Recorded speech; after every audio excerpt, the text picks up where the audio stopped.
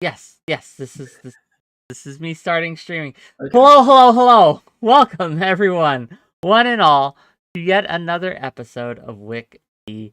It's a cross-ideological space where we come together to talk about issues political and cultural, from the silly to the serious. And today we have a rather serious topic. We're going to be talking about degrowth. What is degrowth? Is it the path forward, or is it something that we should probably avoid? Is it a trap? We've brought together a team to discuss it today, so I'm very curious to see what everyone has to say. I'm very curious to see how this goes. We debate, you decide. Let's go, and we're going to start by introducing our first guest, 𝕾𝖍𝖎𝖙. Go ahead. Hi, I'm 𝕾𝖍𝖎𝖙, and my opinions on degrowth are I don't like it. I don't support degrowth. I think it's based off of a false premise that economic growth and the well-being of people and the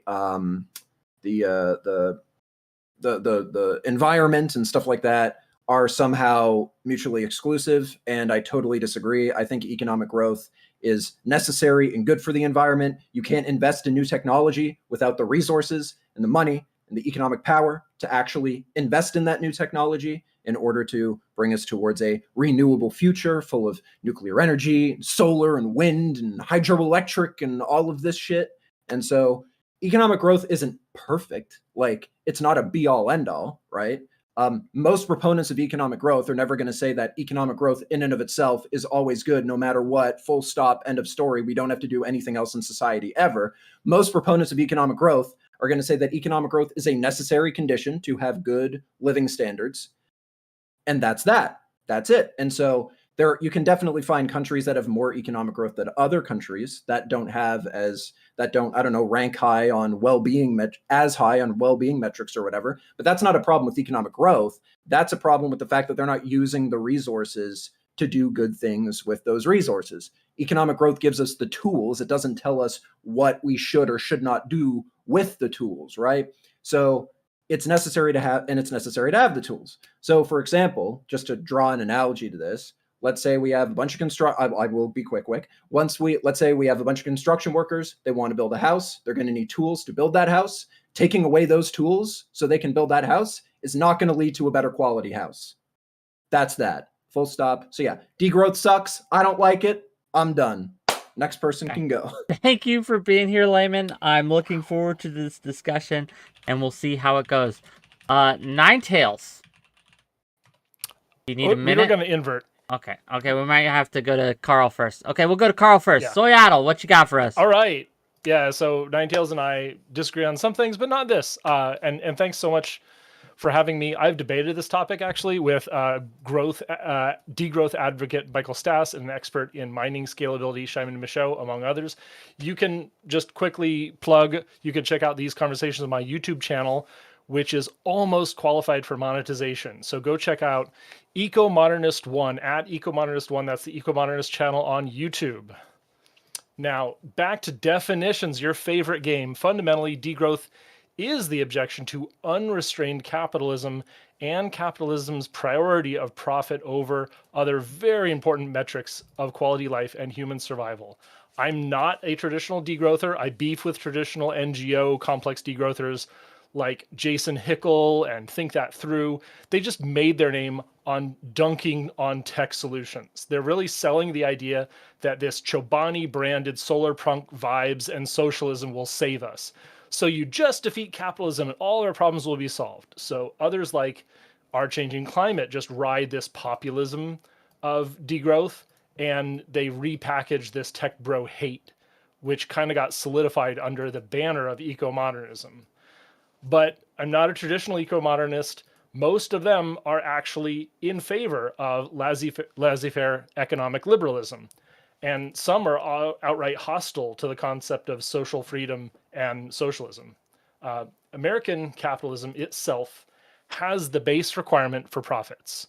You got to have more cheeseburgers, bigger SUVs, no trains, fast fashion, no integrated densified housing, only suburbs for the middle class.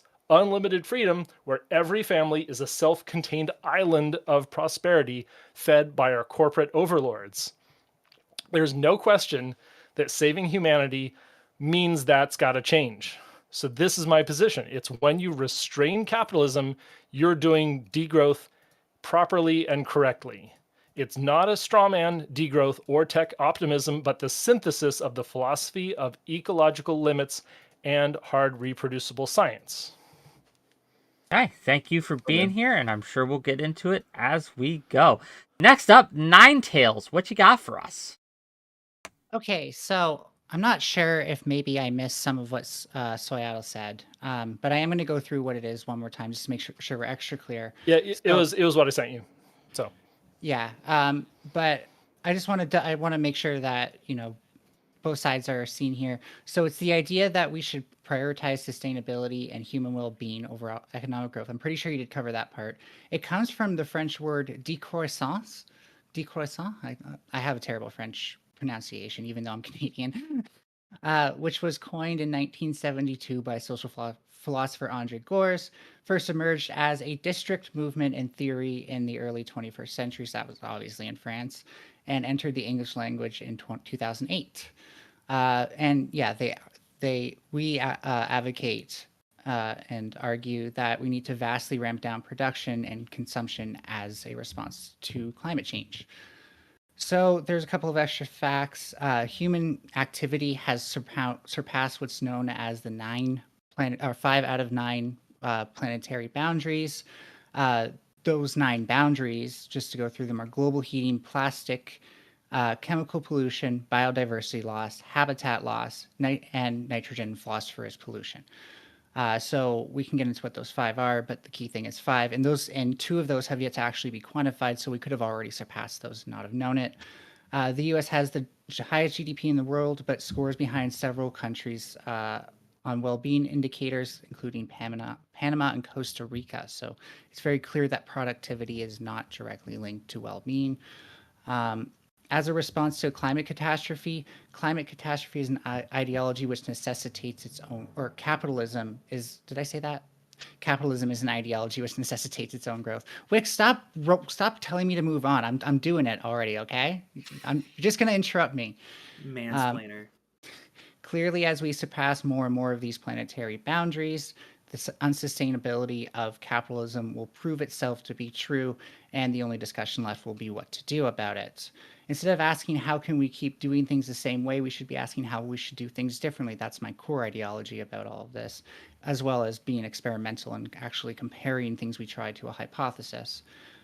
For example, agriculture is the leading cause of us surpassing these planetary boundaries. At the same time, the massive scale of food production causes tons of food waste, just a ridiculous amount, to the point where it's very clear that if we scale down food production, we would both waste less food and then need less food. So the scale of food production is in and of itself a problem.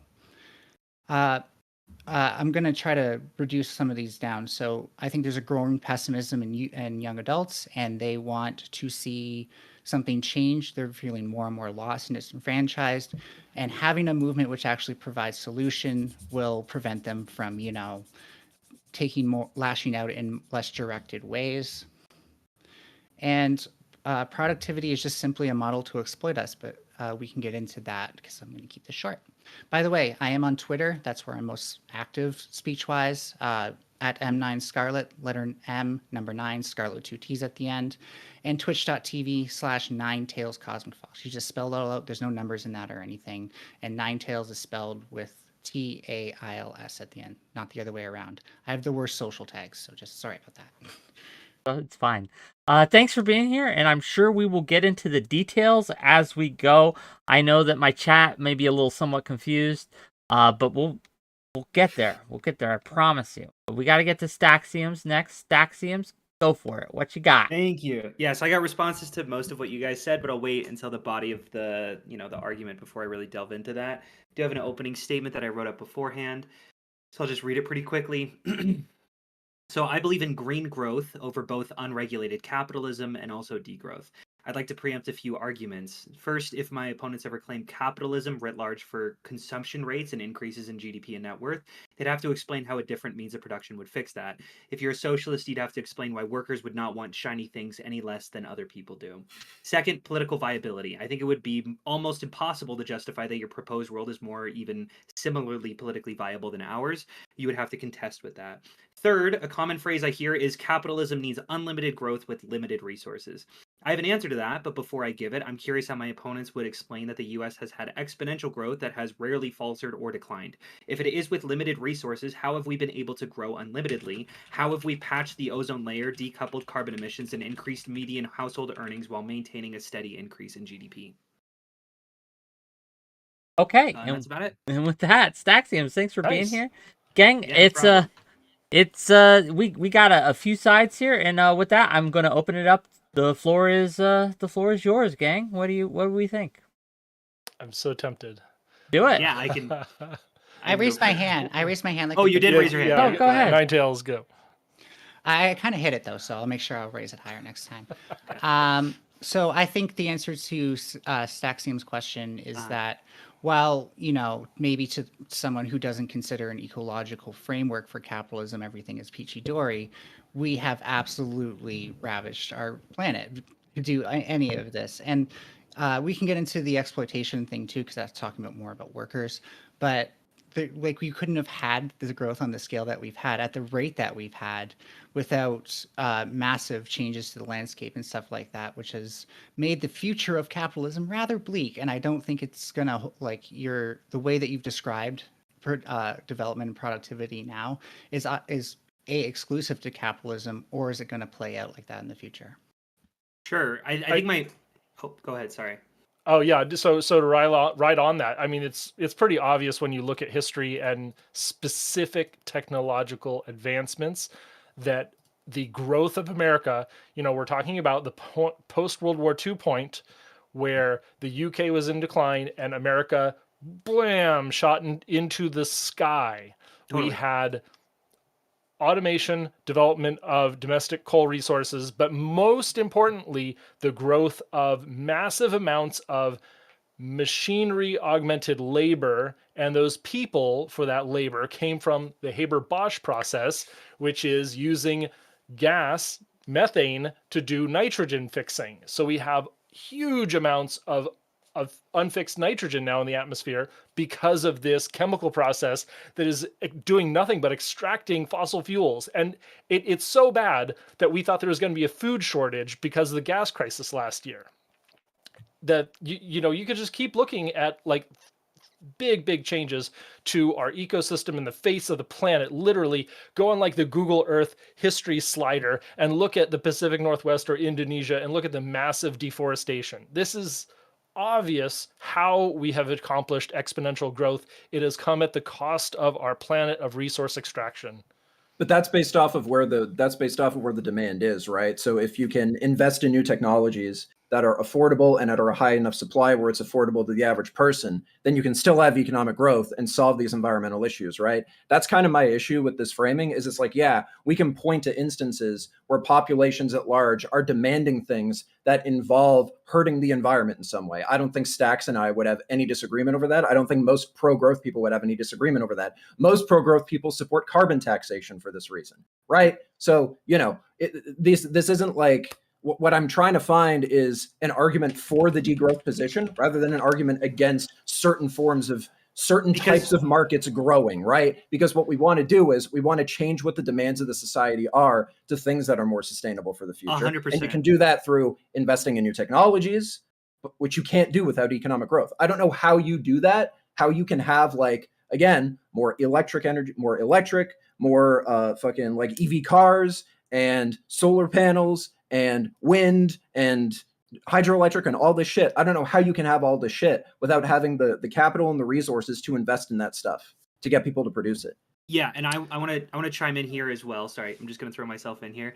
I just want to say that, like, yeah, of course, neither Layman nor I would ever claim that, like, the way that we grew, especially during the Industrial Revolution, was Good for the positive, or environment. well, yeah, it was Yeah. good for the environment, right? 100%. Obviously, we can look at all of those things that you claimed. I would never try to disagree with those. What I think we should also recognize is that we have had so many benefits to our also like basic well-beings. You know, like mortality rates, life expectancy, et cetera, et cetera, et cetera, et cetera. So many things. So how do we find a middle ground between these two? How do we maintain our mortality rates and life expectancy rates that shot through the roof after the industrial revolution, while also repairing the harm that we did to the environment? And what I'd like to point to is the fact that we have done less harm to the environment over the last 10 years than we did 30 years ago, and yet we are growing faster than we did then. So that, I feel like, is a challenge to sort of your worldview, the paradigm that you're choosing to view the world in, where how is that possible that we are doing less harm while growing faster? I mean, it's Ninetales, great. you're muted on your end. I don't yeah, go know. ahead. Like, go ahead. So this is actually where I very much want to point out that while medical science was not as advanced at those times, so life expectancy was down because there's a lot of things that we just couldn't treat, and we were coming out of eras where we thought that, you know, diseases were like some sort of magical thing in the air that we couldn't actually comprehend with science.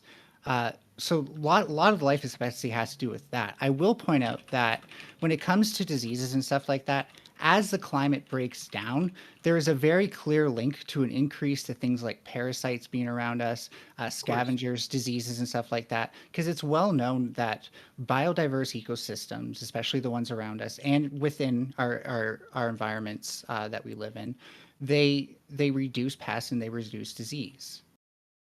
Yes, right. None of us is challenging whether or not climate change, like climate Does change, a would lot do of bad shit. radical. Yeah, exactly. Just a bunch of Well, my bad point shit. is- Not climate my- change deniers. Well, Like, we're let me not climate clarify change then. deniers. Okay. Yeah, I know. But my point is that we could have even better life expectancy if we weren't constantly facing the onslaught of Mother Nature throwing parasites and pathogens at us, because other parts of Mother Nature, before we destroyed it, already took care of that for us. Right. Your point is that with less climate change, we would be better. We would agree with that. But I'm saying that that does not necessitate degrowth. That's what the argument is. You're saying that Right, but degrowth necessitates. But, Go ahead. but even if we degrow, we still know all the things that we know medically, and I'll pass it this What- way. Yeah. Well, why no, don't no, we- no. why Well, don't no, we hold roll on. it? Okay, Okay. Layman, and then I want to roll it back. Yeah. Go ahead. I just want to say no. We do know that stuff because of investment and because of economic growth. You have to invest in research and development and stuff like that in order to get those kinds of results. And you can't do that without economic growth. You have to have the resources to be able to fund those kinds of projects so you can learn how to fix like new diseases and shit as it comes along. You're also going to have to invest in research and development into new technologies that people are so medical facilities and stuff like that can do this in a way that doesn't emit as much CO2, right? The only like degrowth would suggest that we would have to get rid of that to some degree. No, and I it just doesn't. don't understand how. Or No, even it doesn't. maintain. Or even maintain. Or even But I'm maintain, not yeah. I'm not comfortable with maintaining. I think that's the best argument that you could give. That degrowth implies maintaining the status quo. I'm not comfortable with that. I think that there are so many strides in medicine and research and development that we could make as a human species that betters our lives exponentially. Carl? And I just don't. Yep. Oh yeah, go ahead. Sorry. Carl and Yeah. then Ninetales. Go ahead. Right. Well, we're running up against two little assumptions around how we frame the question. And I'm so happy that we're doubling down on capitalism, investment. Everything good that has ever happened came from capitalism. Everything bad that ever happened came from communism. No, wait. Nobody. Wait, no one's saying that. Let Carl Okay, finish. Let Carl finish. Let Carl finish. But Layman clearly said you must have capitalism to do any No, I progress. said you have to invest. Do you think that okay? Okay, If, I know. is capital like I know socialists who are in favor of investing in stuff, right? I'm not talking about some capitalism versus socialism dichotomy. I'm saying that you have to have resources in order to invest Can we just in new research. Bringing this That's back, it. we do not need infinite growth to do that. wait? Okay. Right. This is the Right. straw man after fucking straw man.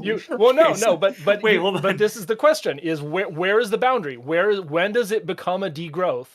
And Okay, I say, we okay, support- when okay. when you restrain production because of the sake of the environment, of efficiency, because you can't survive unless you restrain this excess growth, you're doing a degrowth.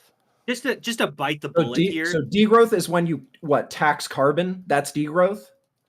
Yeah, I mean, has Wait, has what? has a That's carbon the tax argument? happened? Where has a carbon tax happened and been successful and I- not been exploited by capitalism? Wait, I don't hold know on, what that hold on, means. hold on, hold on, hold on, Exploited hold by on. cap- That's I don't the know what that argument that you're means. making is Okay, that carbon okay, taxes are stop. not I enough. want to No, we're reframe saying this. it's not Just enough. please, I want to bring this back. I agree, right? it's not. Well, We I'm can not saying say it's that enough. perhaps. I'm asking him if that's degrowth. Sure. And he said yes. Degrowth isn't just a single policy. I think we would all agree on Yeah, this. Right. It's not a well, no, he single. said no. He's not saying a single policy, right? He's saying that he's saying that anytime this is what it sounds like you're saying, Carl. It sounds like anytime you restrain a market in some sense, no matter what the goal of restraining that market might be, that's a process of degrowth. Because see, I would support carbon taxation on knowing that it would, knowing that it would and harm then that using market. that money to invest in other parts of the economy. And I would the also economy be or in something. favor of a lot of regulations grow and the economy. stipulations to make sure that the environment is like Protected. treated in beneficial ways. But I don't think that makes me a degrowther because I'm still in favor of growth and new Is Justin technology. Trudeau a I just- degrowther? no. No. Correct, Oh, no. exactly. Justin Trudeau is happy to export fossil fuels. That's the difference.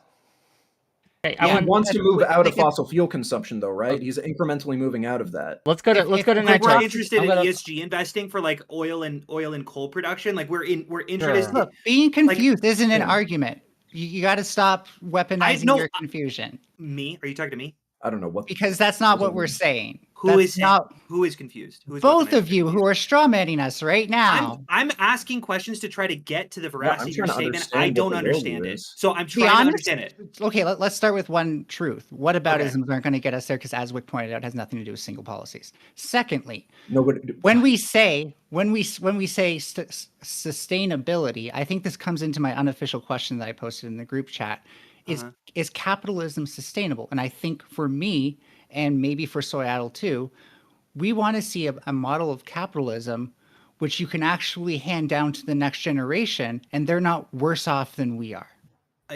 I'm in What? favor of that. Yeah. Okay. I'm in favor of regulating capitalism. But you're not going to I'm get not it through green laissez-faire. growth. You're not going to get it through green growth. Why is that? Why is that? Could you explain that? Because the current mechanisms behind capitalism, which currently lead to production, must also destroy ecosystems. So it's basically the form of taking 2 steps forward and 1 So step back. you are. We need reform Let me make sure.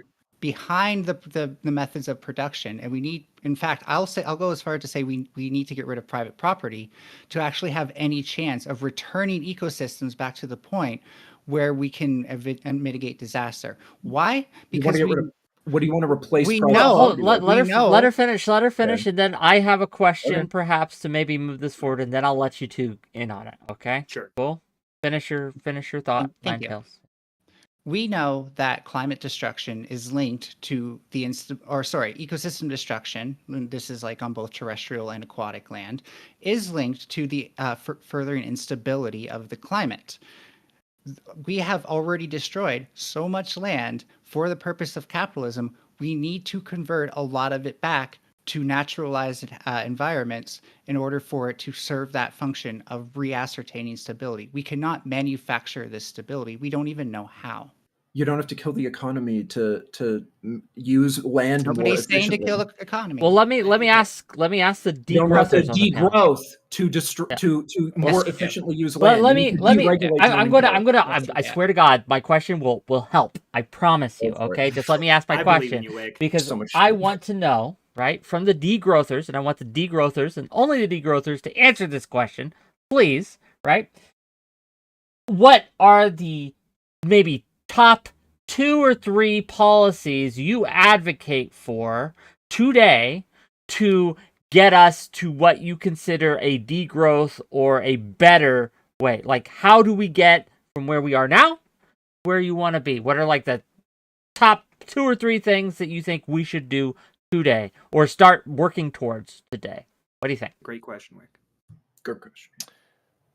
Top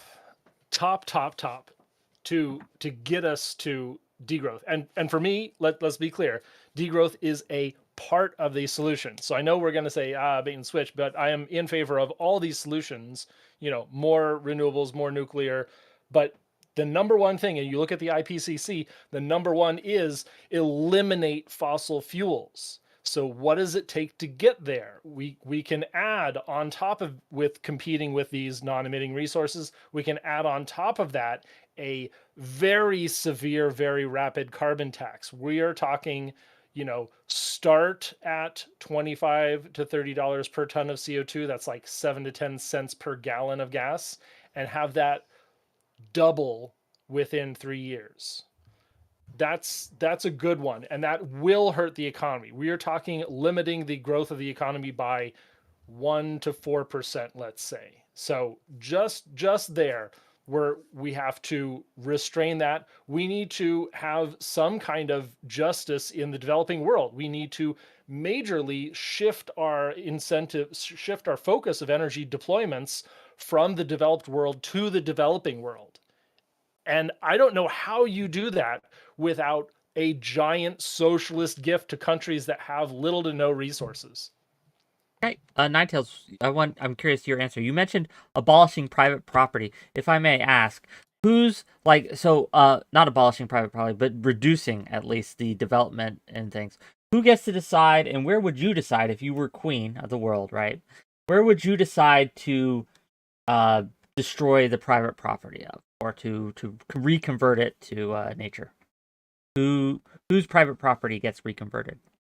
Well, this is why this is hard to answer for me, because it's not as simple as name your policies. It's going to be policies which do X, Y, or Z, and particularly I want us to focus these policies towards the rich. So those are things to keep in mind. So the first is land reclamation, as we've stated. I'm going to say a bonus fourth, just to say I agree with 𝕖𝖎, just that way we're clear on that I'm not, distinguishing myself. Just to be clear, land reclamation is from tenants, or from landlords to tenants, correct? Or are you talking about land reclamation for Native Americans? Oh, right, because I'm thinking of it in land reclamation and where feasible, where it doesn't compete with those ideals. No, what does that mean? Okay, yeah. No, what is land reclamation? What's land Define it reclamation? for us. Yeah. Rewilding. What is that? Both of those things I agree with as a leftist. So I'm not saying I don't want those. What I'm saying is the focus of what I'm saying is naturalization. Okay, what does that mean for my audience? Policies? Wick wants I policies. think she means that goes rewilding. Absolving and- private property so we Okay. can naturalize it and turn it back to a biodiverse ecosystem. Right. You want to expropriate private property and then get rid of it and just plant shit there. But not just turn it over to the tenants, because you no longer want the tenants to live there either. You want it turned over to No, I biodiverse. actually think that people who are willing to live in a naturalized property could have rights to land stewardship and tenancy there. What's the difference between go a with that. naturalized property and the property we have today? Yeah, I'm trying The to difference- Concrete. Massive agriculture and the way that we rape lands, that way we can have monocultures. you want every property to have This farms. gets into my second thing. This or- gets into my second thing, and that is a massive reduction of agriculture. It's the only way we can do this. It is the only way we can do this, and so that will involve either land reclamation, as I pointed to earlier, or mixed culture farming, where we particularly convert things to biodiverse farms. I know that's not simple. I gotta get in. I know that's not simple. I haven't even gotten to my third. Jesus fuck. Sure. Yeah, no, just I'm just. Everyone's chomping at the bit. Finish your point, Ninetales. Go ahead. And this third thing is a reduction. Okay, so this is twofold again, because it needs two different things to work. Is a system that instead of mining and resource extraction is converted to recycling and reusing, and on top of that, where we deal with manufacturing on an independent, small scale level, so people can privately own their manufacturing businesses, but they cannot be corporate hegemonies. Okay, just to summarize for my audience, so we're clear. As I understand it, the 3 points, in reverse order. Would you like me to summarize just to No, avoid let me Okay. translate. Let me translate for my audience, because we He speak. knows his different- audience. I'm getting nervous. We speak different language. You can correct me if I'm wrong. You can right? correct him. A transition from extraction of resources to recycling and reusing. Second, an abolishment of a reclamation of land and a massive reduction in agriculture and a massive reformation of how we do agriculture. And third, the abolishment of private property. Not complete abolishment. You also missed agriculture, reductions in agriculture. No, he did. He got that. Oh, you did? I literally just now. Sorry. I'm sorry, Wick. Okay. Is that correct? Is that an accurate? Can I go over these? Is that an accurate having summary? my back at least? Sure. Is that an accurate summary, Ninetails? Yes, thank you. Okay, fair enough. Let me I'm going to let respond. everyone else deal with that now. We're going to start with Carl. But before we pass it on, Sure. I want to say I want to take issue with the implementation of number 2, that reduction of agriculture.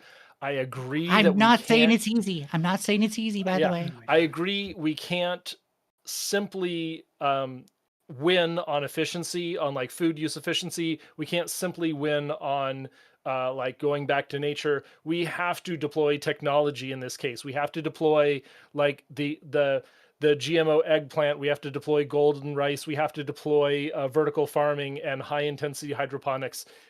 I know that you're gonna, because this is our disagreement. This is exactly it. No, we're But not these disagreeing. Are both... We're not disagreeing. Okay. I'm agreeing with you that like Okay. there's even so much wasted tech out there and stuff like that all you need to do is understand electrical engineering or 3D printing and stuff like that, and we can start diverting stuff away from landfills into productive, smaller scale, like local scale lines of production, means of production. Get a 3D printer. We can And now I want to turn it over to the growthers to Grace. I wrote them down. So first thing that I want to say is, 𝕾𝖎𝖙, get over here. You're not in favor of degrowth. You're in favor of green growth. When it comes to eliminating fossil fuels, we want to do that. I can't speak for laymen, but I want to eventually eliminate coal and oil and fracking. I think that those are destructive to our environment. I'm in favor of wind and solar and nuclear. I think that they are the way forward. I think most companies agree with me. I just don't want to go into a recession so that millions of people have to die. I want to do it slowly and make sure that we're keeping track of making, like, I want to make sure that people don't just lose all their jobs, lose all their money, suddenly don't have access to resources, but also make sure that we're keeping an eye on the environment. There are ways to do both. And I think that this is the fallacy of just like, it's the false dichotomy. The false dichotomy, yes. False dichotomy. That it's not just these two options. We can do both. And we have been doing both pretty well for the last 5-10 years, I want to say. We decoupled GDP from carbon emissions. That's huge. That's amazing. That's all I want to say. You should be excited with that. 𝕾𝖎𝖙, did I not hear you mention something about climate justice, where we actually like fight against the injustices of capitalism? Because wouldn't that be counterintuitive to the idea of letting things take as long as possible to actually fix themselves and stochastic before we get into it, let's go to Layman. I want Layman's trying. Let's let Layman get in there too, and then we can talk about justice and climate justice. I just wanted to clarify my position on fossil fuels. Like, I think it needs to be an incrementalist approach, right? Like, if we ban like everything related to oil and gas and fossil fuels and shit right now, because we don't have the supply of renewables yet, that we need to invest and grow the green economy so it can outcompete the fossil fuel industry. And we can do that through various subsidies, government, private investment, whatever it is. I don't give a fuck, whatever works, okay? Whatever works. That's what I would support. I do eventually want to wean off of using fossil fuels because they're bad for the environment, right? But this is the green growth position, is we have this competitor to this sector grow so this sector can stop growing. So if this and the degrowth side, it sounds like you guys just want this, and then but degrowth would also have to apply to this too. I have we're talking about categorically shrinking the economy, right? I have a but question. No, we need this sector, this part of the economy to grow so this sector can shrink. That's what I want. I have a question really quick. I just want to jump in real quick. I have a direct question for you guys. Let's say we get off of fossil fuels right now. We fully eliminate them, and we realize that we do not have the energy to power a few hospitals. What would your answer be to that? Yeah, what do you do? Divert that away from defense spending and defense. What does that? What does that mean? Wait, energy. Energy. What does that mean? How much energy is so we just stop? Okay. Let's say we do this. We stop building every missile. All of those companies go down. Okay, you know, I can't name any. Raytheon, all of those, right? Can I just give all a of those much shut better? down. We still don't have enough energy That's because we enough. rely That's so enough. much on No. oil. You just don't know what you're talking about. Right Okay. now, do you know how many nuclear reactors are in the Navy submarines right now? You know how many nuclear reactors? I'm pretty sure it's I about think a it's couple. one. I thought we just had that No, was a really it's big like deal. it's hundreds. Okay. Yeah. We start by So repurposing wait, hold on. So that, just to be clear, but I know just to be it's not clear. enough. I know it's not enough. For hospitals, that's easily enough to run a hospital. Okay, but like there's more things than hospitals. So then like you But that's why we scale down production. But then you've got production. Okay. Production is the next biggest. You slow down production, Gotcha. you lower the We supply, scale down- and you increase the price of everything, and then poor people can't fucking afford energy and shit. They can't afford food. You don't let them grapple with increase all of price this. of things because we're talking about justice. Let's grapple with all of this. That's okay? not let's an just answer. say let's just say price isn't even an option. I agree that would be a problem. But let's say price isn't even an option. We scale down all the production, okay? We no longer have resources for I'm going to be biased. I'm going to go towards where I know things about. I work for a dental office. I work for dental software, okay? It requires a lot of resources to make sure that a dental office is working efficiently, cooperatively, and that we're constantly making suggestions to the dev team to make sure that like things are producing in comprehensive ways. We shut that down, right? Suddenly dental offices need about twice the amount of hands and they can't get as many people in. So people start getting sicker. What would your response to that be? Are you just claiming that wouldn't happen, or are you saying that you do have an answer to this? How do you solve the labor shortage without growing the economy? Okay, free Carl, and then Ninetales. Free education. What? And I can buttress that. Let me Ninetales, give it a go. that. Ninetales, give it a go. Give it a go, Ninetales. Stop. Ninetales, give it a go. No, he's not wrong, because what this adds to is when we have a small scale maker economy where we have standards that we try to apply both either nationally or internationally, but we ultimately we give people the means and the tools to, for example, automate that process for you with the resources that we diverted from our wasteful economy. Resources diverted. What's wasteful? Okay, so let's say we nail down defense spending. Okay, that's what $1 billion. I don't agree with the defense spending thing at all. Of course, I don't either. But like, I'm willing to bite this bullet. I'm fine with Carl. You're so scared of dropping spending. Carl. No. I'm saying let's get a comprehensive list. Yeah, we get you, Staxiums. We got it. They're trying to answer your questions. Staxiums, not Staxiums. Oh fuck, Carl, go. No, yeah. Right. I don't want to let this dental office optimization problem go. What are you're reducing the cost of what? Let's talk about it. The time of the dentist, the amount of materials wasted, and the amount of time and money spent on ancillary labor. Is that it, or is there more that I'm missing? So a big thing, right? A bunch of things. So for one, so like their entire billing system goes down if like basically that entire, let's just say that software goes down, right?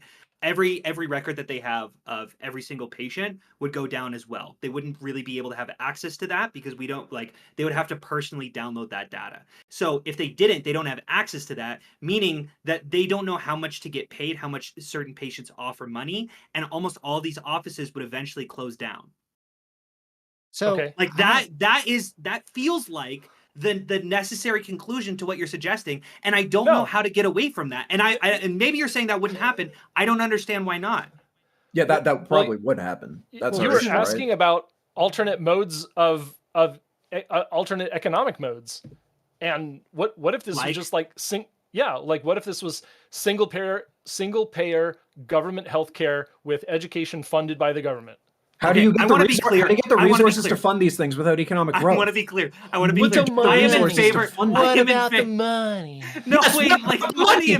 Yeah, that's what you need. You need money to be able to give people free shit. Yeah. This is like arguing with a 2-year-old sometimes. It's like, really. You started with money doesn't matter, so you're eliminating the military industrial complex. Wait, who said that? Isn't an issue. Like, we never said money it was implied. Matter. Well, okay, that's great. Then you dismantled your own argument. You dismantled your own argument that taking away the military-industrial complex didn't matter. You wanted to focus on energy, and we can turn submarines into nuclear reactors that power hospitals. Okay, so now we get into this problem, and now money matters. And now, if we take all that money from the military, then we fund education and free healthcare.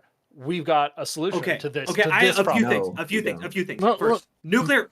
Oh, go ahead. Before you go too far, I want to let other people in here as well. I am Layman's got his say, so I want Ninetails to have her say, and then we'll go to you, Staxium. How's that? That's what I'm looking for, Wick.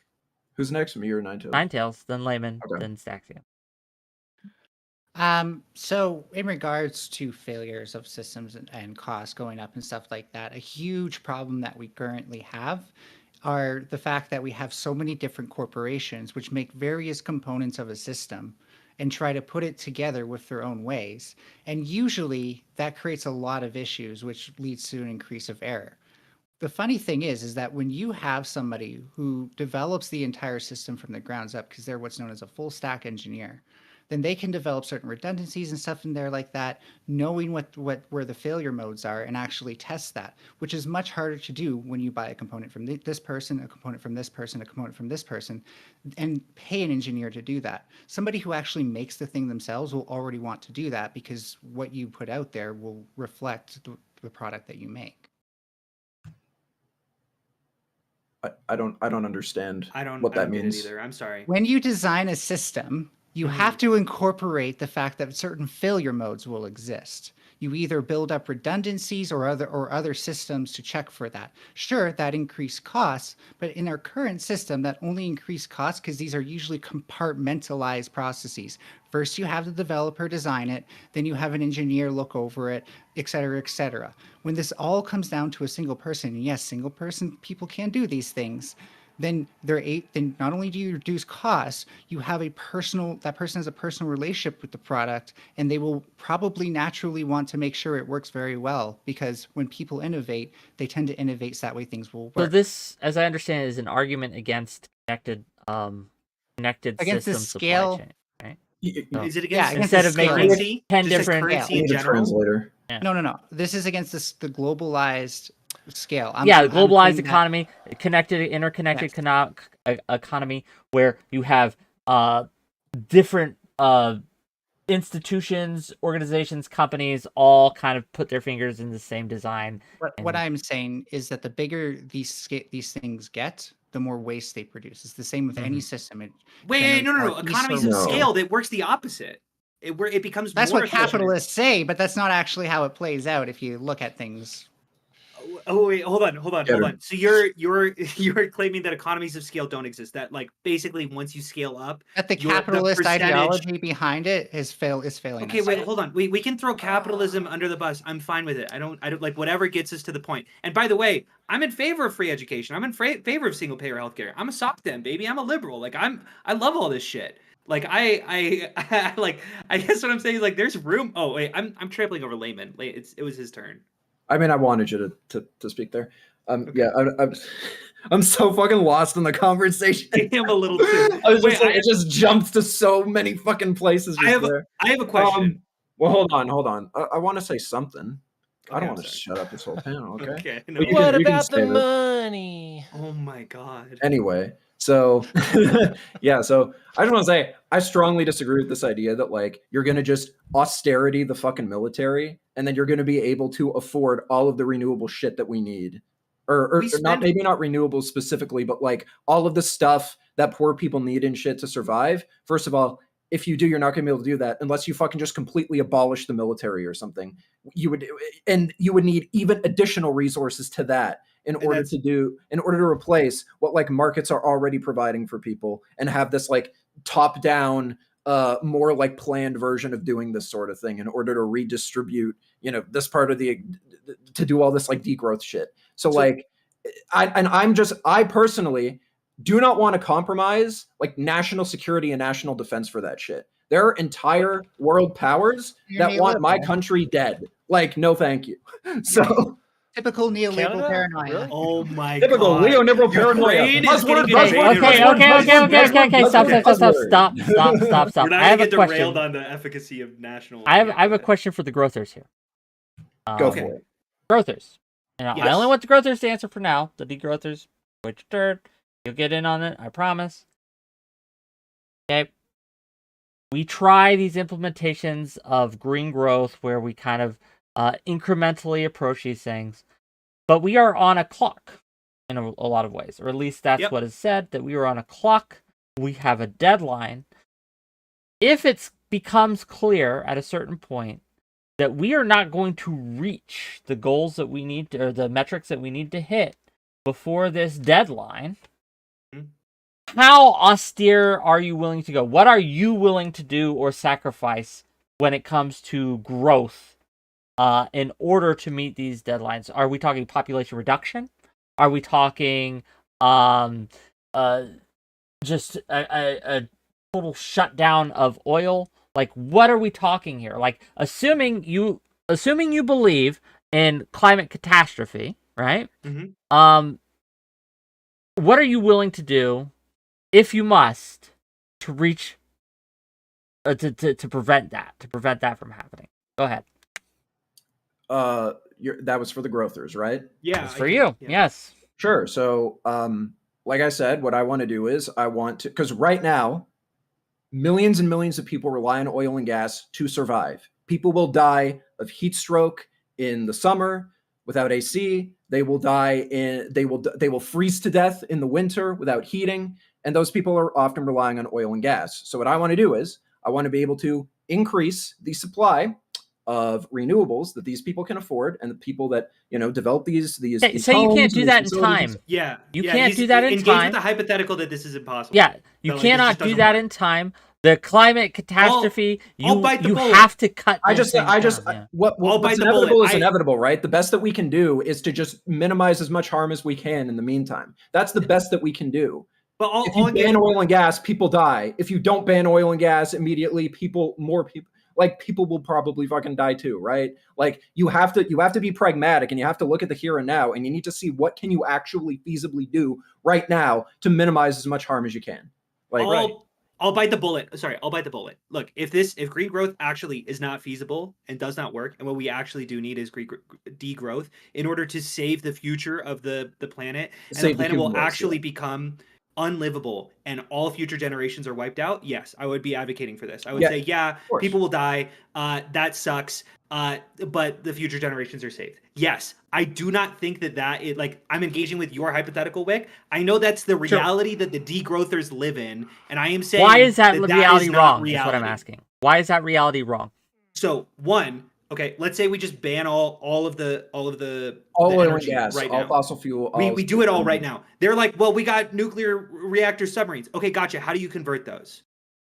You find the experts. That's the answer. Yeah, plug them in. Exactly. No, exactly. That's like legitimately your answer. It's like, well, it powers something, right? People will figure it out. Let me tell you something. If my job suddenly went dark, and they were like, well, like maybe I don't know. Maybe it's not a good example because I work in tech, but it's unfeasible for me to do my job, right? But I also benefit people. Like, don't laugh at that. Like that's a legitimate benefit service that I'm providing other people, is being able to track your patients and doing it in an efficient manner. But your billing processes get executed on time and promptly.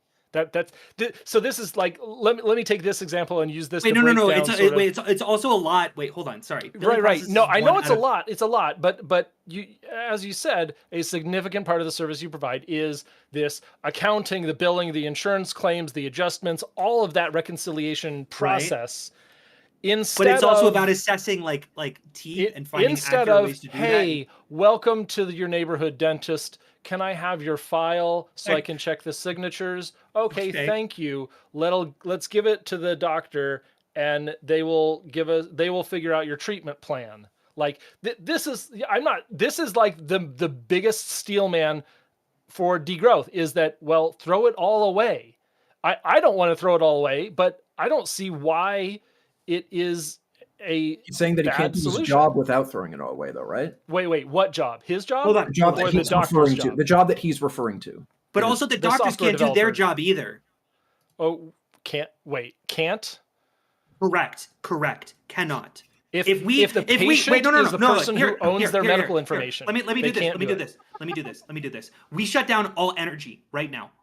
half of the computers go Whoa, dark. straw man, come We're on. not doing that. We're Wait, not wait, Well, wait, wait, wait. What are you CO2. advocating for then? What are you advocating for? I thought there was a time limit and you had to do it right now. I'll do If it. you're I'll saying do it. let's do it- Maximum degrowth. Maximum degrowth. Let's Great. say Okay, so it's 4 to not fun. 5% hit of the economy. It'd be like COVID every year. Wait, 4 to 5% on the GDP is reliant on our energy? No. That's Yeah, my growth. That's my degrowth number. This is answering Wick's question for my side. For me personally, I know that Ninetales might go further. I'm like 4 to 5% would be brutal. It would do something. Oh, wait. So all you're advocating for is a small recession in order to get us on track? I don't think Every that there's year. To be no, let's. big I want to recession. put this into perspective because I think I understand it, and he could correct me if I'm wrong. Oh, wait, but no, it you're would not- be you're like not talking about having the what 4 to 5 happened during the I see what COVID you're saying. lockdowns I see what you're saying. I see what every you're saying. all the I see. time. I see. That would be all Gotcha. the time, Gotcha. every year, a constant What- reduction till we meet the Oh, wait, metrics hold we on. need to. What are you advocating for? I thought that it was just discontinue coal and gas right now. Is that Fossil not what you're fuels and saying? shit, yeah. Fossil fuels. Well- yeah. A reform, perspective. systemic reform of all facets of the economy. But what does that mean? Yeah, Like, it's give me vague. something. Hey, give me something. we Like, can I talk wanna- about it. We can talk about military, internationalism, transport. No more automobiles. No more suburbs. Densified First urban off, I'm housing. in favor of all that. You know that. You Let said him it finish. Like, I You love asked that him. shit. Calm You down. hey, stop. Hold on, You asked hold him on, what hold he on. wants to Fair do. enough. Let Fair him enough, fair answer enough. what he wants to do, Fair enough. and then I'm we'll sorry, get Wick. into You're it. right. Right? You're right. You're right. It's all of these at such a rate that it really hurts. The problem That's is what I'm like talking everything you just said, Carl, there's like pro-growth ways to do this, right? So for example, Okay. the reason why so for Yes. example, so for example, all the litany of fucking spacing regulations and zoning regulations and shit that are making us Gone. sprawl out land, never fucking ending, that is destroying potential GDP growth. Doing Absolutely. all of that shit. It's yeah, they're not doing this because they want the GDP to go up fucking forever. That's not how NIMBYs think. Okay? NIMBYs They don't want give a their fuck about that. pockets. Yeah. They want Right. their personal preferential lifestyle, Right. irregardless of the fucking economic conditions around them. They don't give a fuck about that. And NIMBYs when don't know their anything about property economics. values drop because you have social housing right next to their golf course, what happens? No. When, so when their property values drop. this is Okay. actually the most internal disagreement in YIMBYism, in my opinion. Is Oh my God, Okay. we're on yeah, such it a is. tangent, So but I do love it. listen. So no, first of all, if you upzone the shit out of like suburbs and shit, you build a lot of like nice new apartments. If you say social housing, it depends on what you mean. But if you just let people, market, non-market, whatever, build new housing, there is no evidence that that in and of itself lowers property values. The reason why Or property growth, values GDP. the reason why the reason why property which is growth, yes, the reason why property values go down around areas that have a lot of different like apartments and shit around them is because we usually put those apartments in places like that have like fucking bars and concerts and shit next to them, and those places usually produce a lot of fucking drug dealers and shit. A lot of crime happens in those specific venues. They just happen to be around the dwelling options, but the dwelling options aren't the problem. Okay, I wanna toss it over to Ninetales real quick. Go ahead. So I'll agree that a lot of, not all of my prescriptions, but a lot of the prescriptions we made can work with degrowth. Actually, first, I wanted to address both what Layman and Staxium said about, well, we have these resources, how do we reallocate them? Well, first of all, in regards to basic needs like heating and stuff like that, it will require some conversion. However, a lot of the heating systems already installed in buildings are sufficient and just require like an actual conversion of the energy source. Like you take the thing that heats the air, convert that from gas to electric, not the entire ducts or anything like that. So it's really not as big of a conversion as you would think. Secondly, so I was going to go further into that. I'm not going to, but the point being that we can go from oil and gas to electric energy solutions for all of our basic needs. Secondly, with regards to nuclear subs and or transformers, these aren't like cryptic things. Sure, there might be like certain standards that the U.S. Navy uses that we don't know, like different amounts of phases, different voltage standards, stuff like that. But those can be converted. We have the technology. We have the power as the people. We don't need the system to do this for us. We can figure it out. So my final point on this is that the difference between green growth here and degrowth is that let's say that we're drastically wrong about the scale of climate change, which we have been up to this point. The science is always lagging the reality, and that things are far worse than we realize it is. And I can explain why that would be, by the way, if you need. Then it's probably going to turn out that we already need degrowth because we've already surpassed this threshold where green growth cannot save us.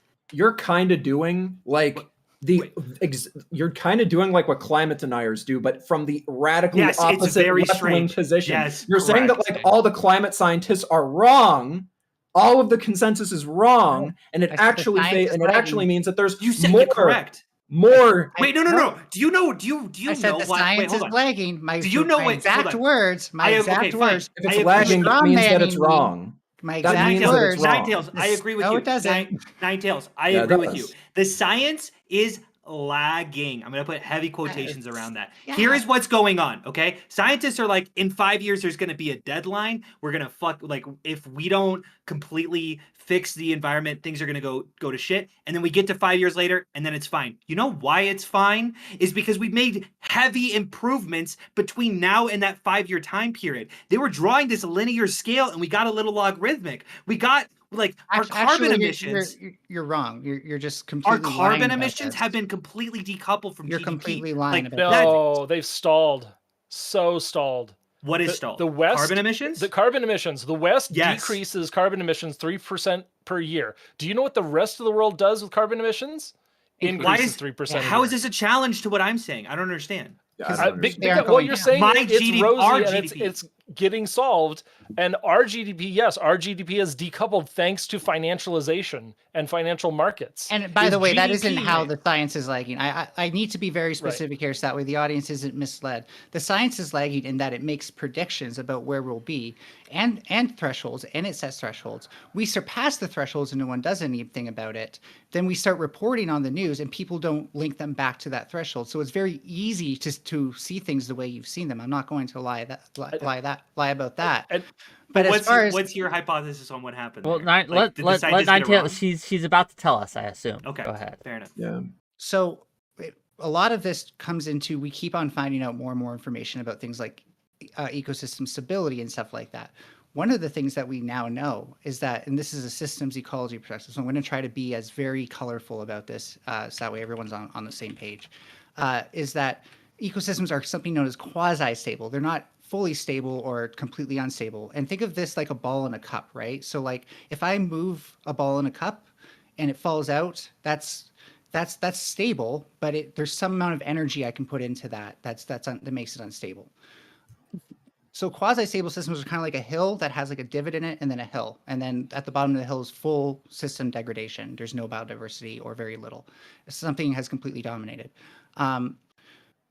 With where we're at right now, the ball has already gone down several of these ridges that we call climate regimes. And we've already experienced biodiversity loss that shows us that this is happening as we reach these milestones. The things that you call thresholds are really just milestones. And there are already habitats which are considered to be in a different regime that's less stable, which means that they can't handle as much energy before they go into an even lower regime.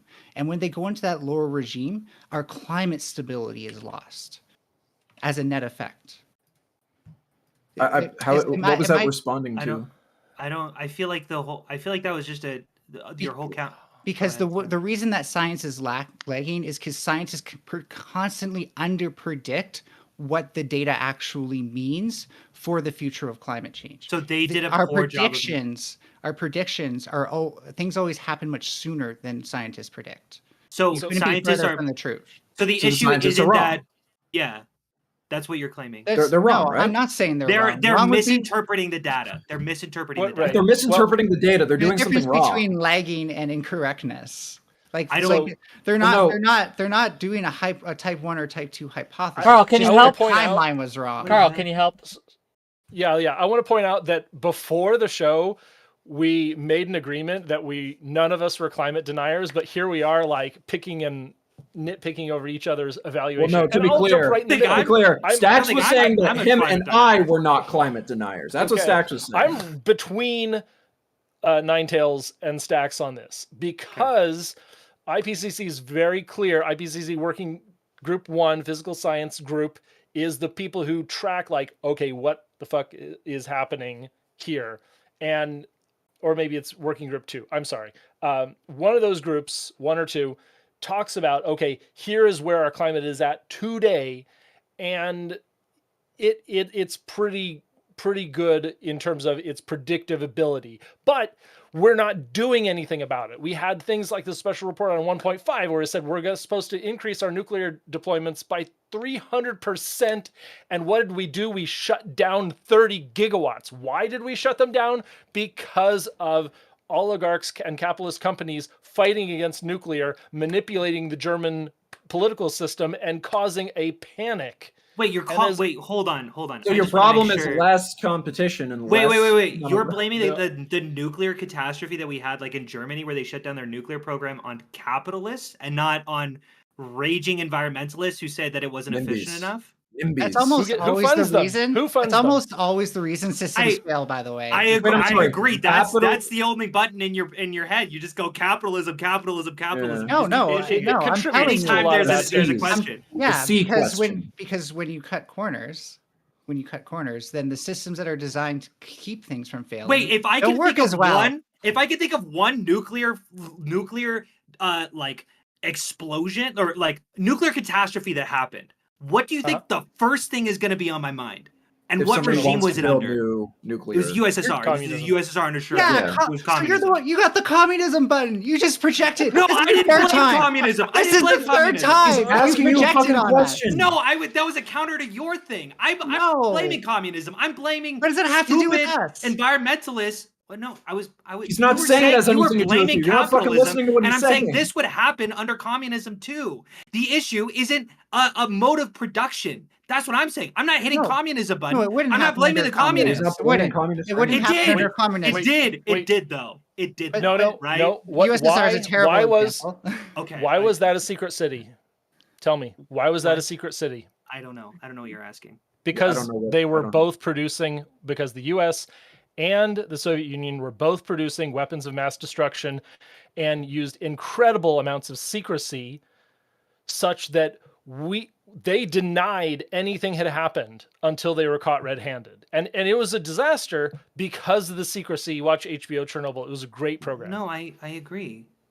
Can we tie I'm saying this the back issue into isn't degrowth? capitalism. Yeah, let's move. I agree. Okay, stop. I'm throwing a flag on the play. Throwing a flag on the play. Fair. Throwing a flag on the play. I want to get back to degrowth versus green growth here. I want to stop. Right? I want to make sure, right, that we kind of get into the nitty gritty.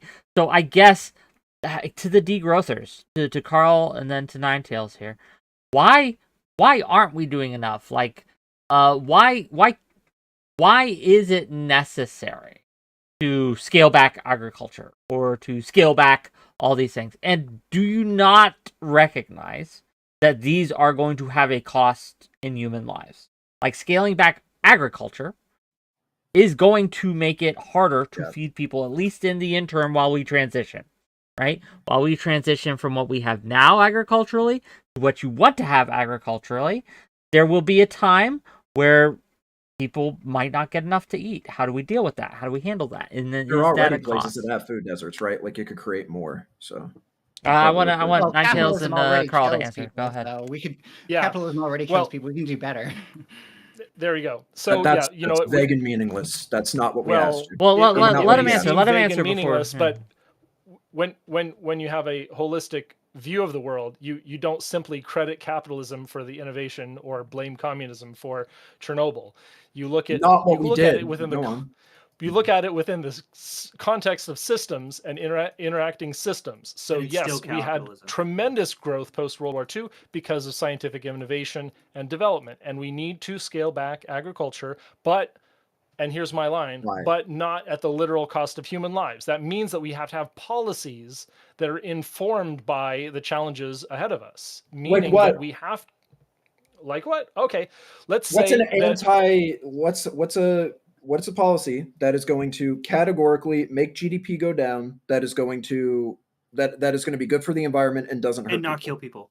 Like in the way, like abolishing intellectual property. Abolishing What? intellectual property. Wait, What? abolishing That will intellectual destroy property a is going a lot of GDP right there. I don't. Okay. How will that? Walk No, me no, no, through how stop. that. Because I have a question. How? Okay, that will destroy GDP. I grant you that. I How still will get it to help? answer the question. I still get to answer the question. You plus do, I you really do. But wanna I want, answer this question. I want Carl to answer this because he. I brought know this you up. do, but I have an answer too. Fuck off, okay. Wick. Okay, then both answer your question. We acknowledge it will She destroy the wants me to GDP, further. but how Yeah. will it help the situation at hand? Soy, How will just abolishing the soy. intellectual property Soy. No, help don't answer. What the means environment, of production, etc.? and that's literally it. Is intellectual property is the enemy of the individual means of production. When knowledge is freely shared and we can all do things, yes, with my 3D printer, yeah, it makes so much more possible in order for the production of GMO plants, with the production of alternative means of growing plants. It will explode in innovation. It also gets rid of planned obsolescence and enables something called the right to repair movement. The right to repair movement We're is a getting movement. so much information is here. a Like we movement can't repair. respond to all this at once. Right. Same. Well, we have to respond to all the information you're giving us too, right? So, the right to repair movement is a movement led by owners of commercial equipment, for the most part, like farmers owning tractors and stuff like that, and they're using it to be able to actually repair their tractors instead of having it to send it to a repair person, or to keep that repairing it done in a local environment instead of getting it shipped out somewhere, just to have it shipped back so it can work again. Layman, are you against right to repair? I'm not even really entirely sure what it is. Great, I've never that's heard fine. of it before. I love right to repair. Well, you okay? have to get That's rid of fine. intellectual property to basically have Fine, it be let's ubiquitous. No, like, I'm not I okay don't- with getting rid of I don't intellectual know. property. I don't know. I don't know. If you want right to repair Okay, to be give ubiquitous, us- you have Layman. to get rid of intellectual property. Layman, Proprietary. what- I'm not done. Proprietary technology is how they keep people from repairing stuff. Wick, it's your show. Don't let her interrupt you. I'm aware. Layman, why is getting rid of intellectual property a bad idea? Before you answer, let me kind of explain. Let me translate, because I think there's some translation errors going on here. So Carl's argument is that by getting rid of intellectual property, proprietariness and patent law and all that it will free up people who would otherwise be prevented from developing, researching, and building things that we need to be able to innovate more and do it more. Because right now the argument is that intellectual property stifles innovation. It stops people from being able to develop and work with these different things. Really stifling capitalism, huh? These regulations are getting in the way. Why is that wrong, in your opinion, Layman? Why is this argument bullshit? But let me preface it. This policy doesn't exist in a vacuum. There's a lot of supporting policies that must occur. Go. For sure. Go. Yeah, I'm just trying to, like, a lot of this shit is just like there's like a million like hyper idealistic shit being thrown all at me at once. So it's really, really hard to keep track of everything. So if I'm responding to something, like, a lot of what I'm going to say is me trying to figure out what the fuck people are saying. It's not like, don't interpret everything I say as a fucking counter argument. I just don't understand like half the shit people are saying sometimes. You just can't handle a 1-2 punch. No, we don't. We haven't researched intellectual property. Layman, go ahead. Layman, intellectual property. Why aren't you okay with getting rid of it? Go ahead. Well, I don't think I'm okay with getting rid of the idea of like copyright and shit like that over like products and artistic and literary works and shit like that, right? Like, I think that should be protected by law. I think that's an extension of the right to private property, which I know you guys are fucking against, and that's fine. But like, if we don't have to violate people's rights and just allow fucking rampant theft and shit to happen, first of all, I don't even know how that would solve this issue. I don't either. I don't get it. Like, I have no idea what the evidence would be that, like, well, if we just don't let people privately own their own copyrighted works and shit, how that's I can explain this. Download a car. But no, you're talking about how like we need capitalism to have all this innovation and stuff. Part of the Stop. I've never once used the word capitalism in this like entire fucking conversation. I've actually not used that word once. I'm because I don't like to speak in vague, amorphous bullshit. I like to actually say concrete things that I think would be good, specific individual things, most of which I know fucking socialists who agree with some of the shit I'm saying. Absolutely. This isn't some fucking capitalism versus socialism retarded fucking shit that I'm coming at this from. I'm not doing that. That's not what I'm coming at this from. Stop fucking saying capitalism. I can't believe you know a social democrat. That's incredible. I don't care. In the wild? Can I just knit? Anyway, well, no, I did. No. So he hasn't all I'm actually trying answered the question yet. So. Yeah, I didn't. Fuck. Sorry, I just fucking blew a gasket. God damn. But like, no, like, I'm not in favor of like violating people's rights and shit to save the environment, right? What we have to do is we have to save the environment within a framework that actually protects people's rights. The reason why I want to help the environment, copyright to be an actual right. Copyright is downstream from the right to private property.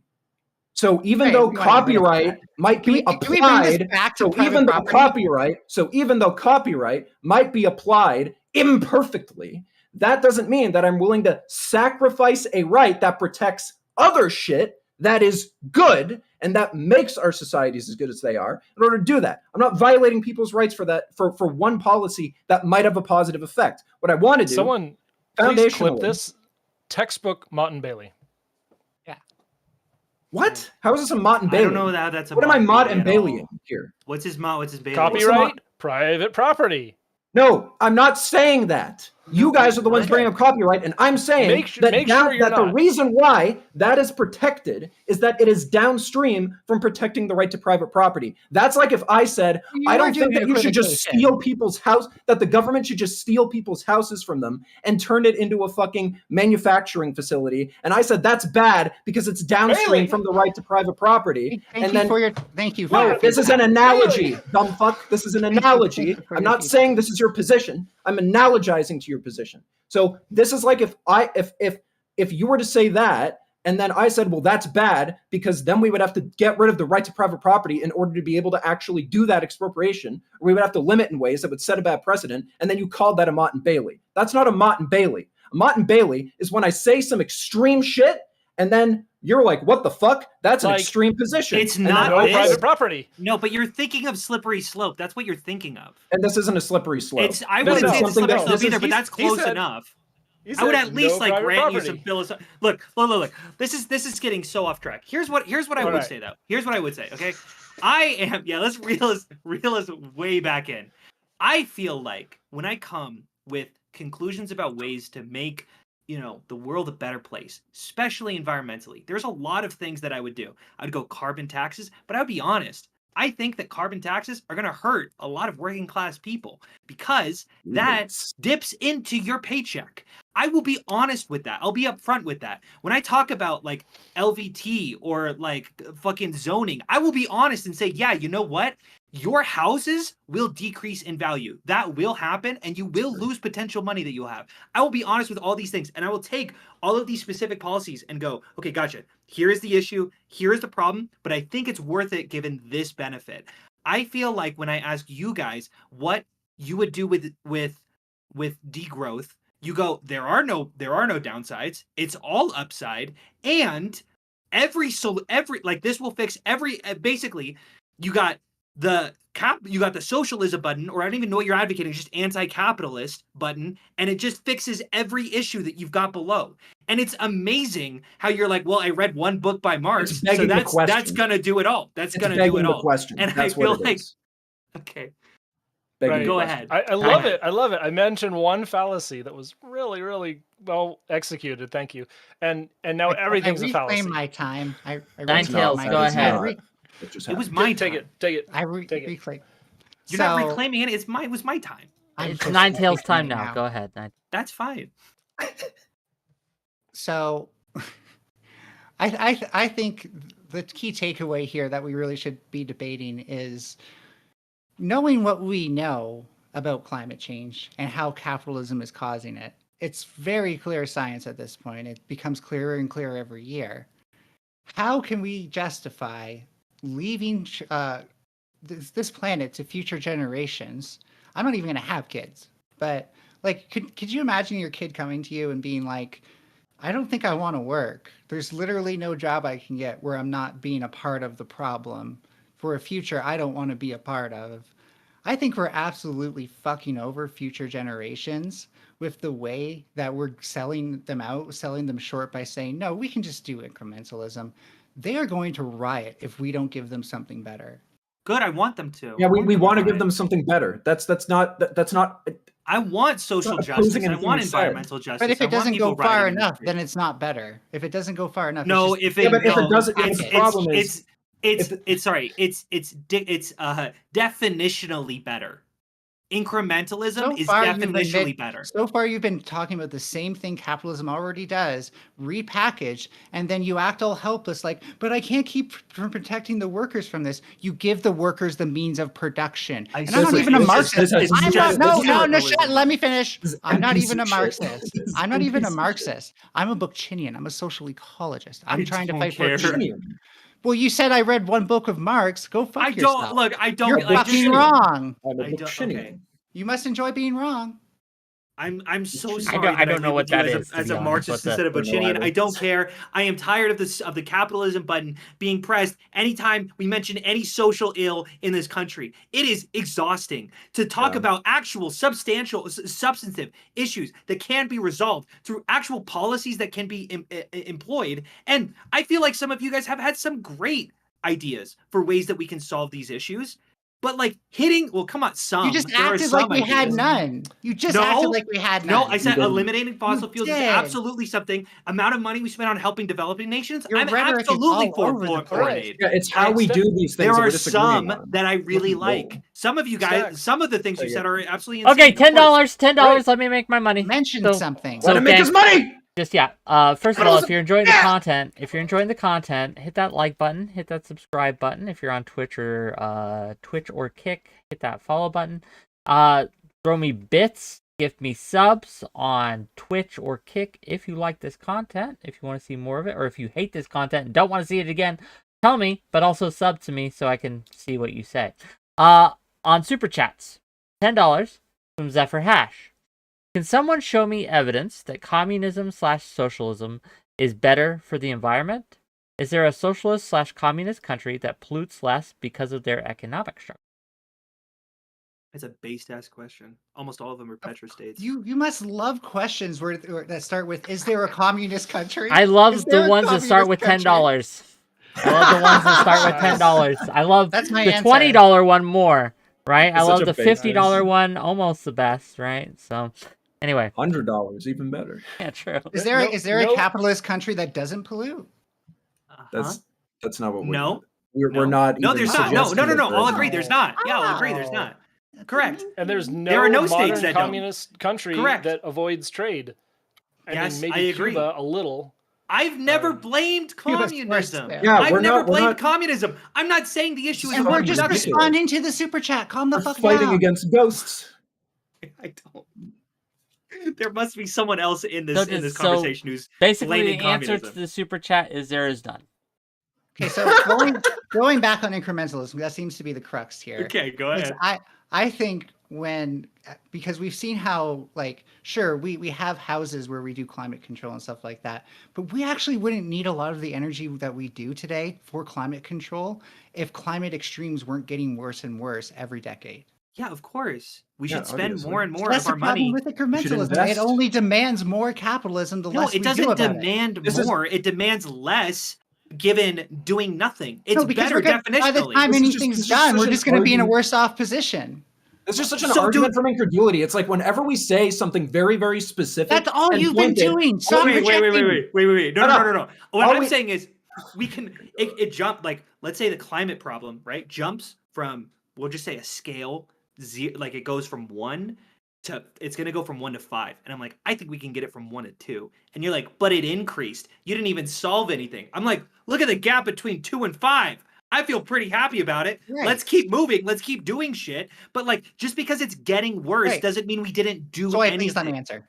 Because the problem is that we need to take it to 10, because if we just bring it to 2, and then the actual disasters themselves, where the actual livability has gone down exponentially, because when the metrics that we quantify climate change with aren't actual direct measures of well-being. But I guarantee you, as the biodiversity around us decreases, our well-being will decrease exponentially. No one's disagreeing with Yeah, this. Of course, I Climate don't. extremes. I Well, don't think that's what that two okay, is now best. listen. Now listen. When this change is exponential, we need an exponential response in the other direction, not a linear one, not a minimal one.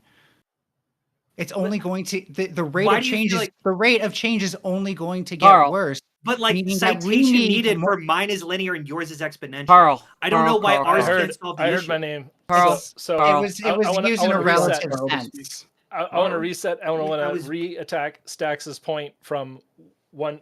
You say, oh, you just love to hit the capitalism button all the time, and so you like our policies. You really think they're all good. Some. But He what I didn't say want to that. tell you is Some. this anti-capitalism is the power up. It makes all of these policies more effective. No. Okay. Yes. Well, like No. the two that I well, Based. one. We're Are you talking seriously, about Layman? one. Let me ask Layman something. Layman, are you seriously so afraid of having to buy a thrift store shirt instead of buying a brand new one? I bought this Wait. from a thrift store. Wait, hold on. So If then you you're wanna- it's really not going to be that bad. Socialism is not one thrift store, okay? But you're right, it's not. But it's also not as bad as you're making it out to be. First Wait, of all, hold on, I don't think it's capitalism. bad. First of all, you Capitalism- don't even know what I think is capitalism- bad. I'm not But you've been done. arguing I'm this a not fucking done. ghost. I'm not Capitalism, done. capitalism. Can you? I'm not done. I'm not done. I have I'm to not ask done. you something first. Can you No, please you- no, you respond to don't. something I'm saying without using the word capitalism? Can you? Because I haven't used the word capitalism at all. Sure. Like, So, You just can did. you so what I explain just said described, without the what I word just capitalism? described with thrift stores is closer to the range of sacrifice your average consumer will have to make by No. implementing. Yes, because people are going to take on the means of No, production. but that's what I'm asking Nobody for. is I'm asking taking for on the people to means of shop way production. less. I'm very critical of fast fashion. I have But gone. we're talking about the stores that sell new shit disappearing.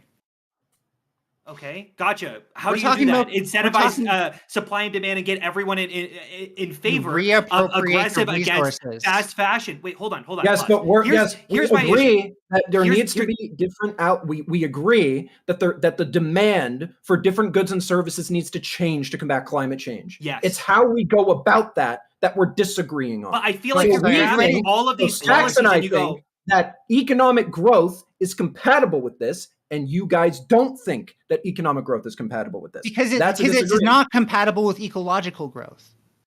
Yes, it is, because No, it ecological isn't. growth It's never requires been. growing a green economy. Capitalist growth has never been compatible with ecological growth. It necessarily Because we're relies just on- wait, developing the necessarily. technology. Hold on. Let me let me finish. Ninetails, It why has necess- it never been? Go ahead. It necessarily relies on land exploitation and resource extraction. And waste. I It's just- gotta Why give is- you we a don't different take. survive without resources. Layman, So why is that's that a wrong? Different we take. have plenty. We don't survive without resources. Yeah, we have plenty because we have this incentive to grow economies further. so it's what time we have to- to do is, we have to reinvest. We have to invest in new technologies. A lot of the shit is new. The supply isn't there. So you have to invest in that shit so we can increase the supply of that shit so consumer choices can change in a way that is affordable for people and that doesn't fucking hurt poor people and shit. I have Because great poor news for people you. can't just go buy a fucking solar panel from somewhere. They can't just go buy a fucking electric car from somewhere. You have to invest. You have I to have great go news on- for you then. I have great news. You can just hit the capitalism button. It's solved. When you take the resources that currently rely on exploited labor and resource extraction and You think all labor is exploited producing right now. new goods rather than True. recycling them, it requires far less investment of resources to get there. This is why I'm talking about If you getting were- rid but of what's something like a exploitative production labor? line. What's exploitative labor? Is it all labor? Pretty much, yeah, What pretty labor? much. Okay, Capital- we can't get rid of all labor. If we get rid of all No. labor, we can't get the we resources can to grow change the way economies. we can Low change the way it paid. operates. We can change the way it operates. Yes, by changing demand, which both of us agree with. No. Seth, Okay, you're stop, getting stop, stop, stop. I have a already question. agreed with you I on have a both sides. question. I have a I'm like, question. Let's talk about the. I have a spitting. question. There's- I have a question for Carl first, and then Ninetails. Because first of all, Carl, do you agree with this? With basically I Ninetails' points here? Don't I don't exactly agree with it being predicated on extraction. I think Sure. that extraction is a necessity of production. However, I think that excess extraction Okay. is Okay, that's good enough. motivated That's good by enough. the requirement for overwhelming profit. Good enough for my question to apply So to you can I as ask well. Then. something real quick? So you don't think that we could have a production-based economy that relies solely on recycled goods? No, we can't. First of all, we need enormous amounts of energy to recycle. Second of all, the goods that we've created so far are You're only already- marginally recyclable. And third, in You're order into to do a you're into real renewable No, energy, Carl. yeah, I know I- this. I'm Yeah, mo- but I'm like more conservation into, of I'm more mass, into you're other gonna things. lose something. All of us are in favor Conservation, of no, renewable energy. conservation No, of no, mass. You don't. Oh my god. There's going to be to- something lost in the process every time you recycle. you know can't that a just lot of the build Okay, things we okay, burn- no, entire stop. economy My on question recycled might solve goods. this. My know? question might solve this. My question might solve this. Did you know that a lot Ninetales? of things we burn have Stop. industrial Stop. uses? Stop. Stop. Ninetales and Carl. How So to finish this point, Hey, I actually, Wick, do I not get to ask my question? Then you Oh, can sorry. maybe finish the point. Let me I ask my respect you, question. moderator. Just remember Okay. that in the future. I respect you. You don't because you keep talking. Let me handle it. The part of the problem here is you all try to play this game where you're moderating for me. Let me do it. I can handle it. Don't worry. Actually, I want to go got next. this. Stop. Stop. Okay. So, what is the argument? And please give them some room to make this answer because it might take a minute. What is the argument that your way is more efficient than the way that we have today? Because that is your argument, is it not? At least for Ninetales, that by reducing reliance on extraction and production in the way that we have now, that your way will be more efficient. Explain it to me like I'm 5. Can I go first? Go ahead. So I'm going to bring this back down to ecosystem stability. There are multiple answers, but I'm going to give one concise one so that way we can be on track. Losing an ecosystem, and I know Carl wants to talk about energy, and I actually am interested in what he has to say with that. So I'll try to pass it Answer on my to him. question first, then we'll get to Carl. Go ahead. Yeah, I'm going to chill out. So when we lose ecosystems, we can't just easily bring them back. You can't just regrow them. We know this because we know that they're not linear and they're time invariant. What this means for a system, and I am studying to be a system engineer, so I'm saying these things with purpose. What that means for a system is that when you go from this higher energy to lower energy state, you can't take the same path back that you got to get there. Now, that's just generally known in thermodynamics, but what that particularly means is that it will take us more energy to get back to where we started, the longer we wait to actually start that process and up until we actually start moving back in the opposite direction to a higher energy regime. We may not still totally understand the science of it, but there are thousands of things that we can do differently that capitalism currently profits from doing wrong in order to change this. This is why I'm not giving any more of an answer than that, because I could spend forever answering this. Is capitalism in the room with us right now? Carl. Sorry, I've been wanting to say All that right. for a long time. Carl, Carl, answer my question. I don't know. Why is your That way piano more behind me is efficient? pretty- That Why piano is- behind me was pretty capitalist. Why is your Oh, way hell more yeah. efficient than what we do now? Like, why is the So- anti-capitalism way more Mhm, efficient mhm. than the current way? So, say I want a cheeseburger. It's that simple. I want a cheeseburger, and there are 5 stores all making cheeseburgers. If I'm buying one cheeseburger, how much meat do those 5 stores have? They have 5 cheeseburgers worth of meat, right? And let's break away from the 5-year-old. Let's talk about in aggregate, in competition. This is where I'm going with it. So me, 1 cheeseburger, and 5 stores having 5 times the necessary product, because one of them might be better, one of them might be cheaper, one of them might have like special sauce. This is the explain like I'm 5 version of why single provider per single resource, or hey, you take that meat home and you make it yourself. Okay, Is better. I'm understanding. So your argument, to translate for my audience, is Please. that we have an overabundance of options to cater to us in a market economy that is creating waste, is creating excess, and that if we scale that back and reduce that, right? If we take away these options and we have one cheeseburger place for one cheeseburger wanter, it would make it much more easy. The excess wheat, basically, 5-year-old speak. I will accept chat. Yes, this is incredibly simplistic, but the analogy will apply. Okay. Can I buttress that real quick? I know Layman wants to get it's really quick. It's really quick. Really quick. Then I have to read my $5 super chat, and then yeah. So I've actually dumpster dived, and I've seen why food is thrown out. It is far more disgusting than often the food that is actually thrown out. Why we throw food out, like damage to packaging, best before dates, which are not the same as expiration dates, and it just means they might taste a little bit more stale. By the way, add some sauce to it; it tastes so much better. So we can do a lot differently. Over 50% of food I think that is produced, I think it went down to like 45% of food that is produced, is wasted before it hits supermarket shelves. Got you. Okay, 𝕍𝖎 for $5. Do degrowthers think that? And don't answer this because I want Layman to go next, but I'm just reading it so they'll pay me more.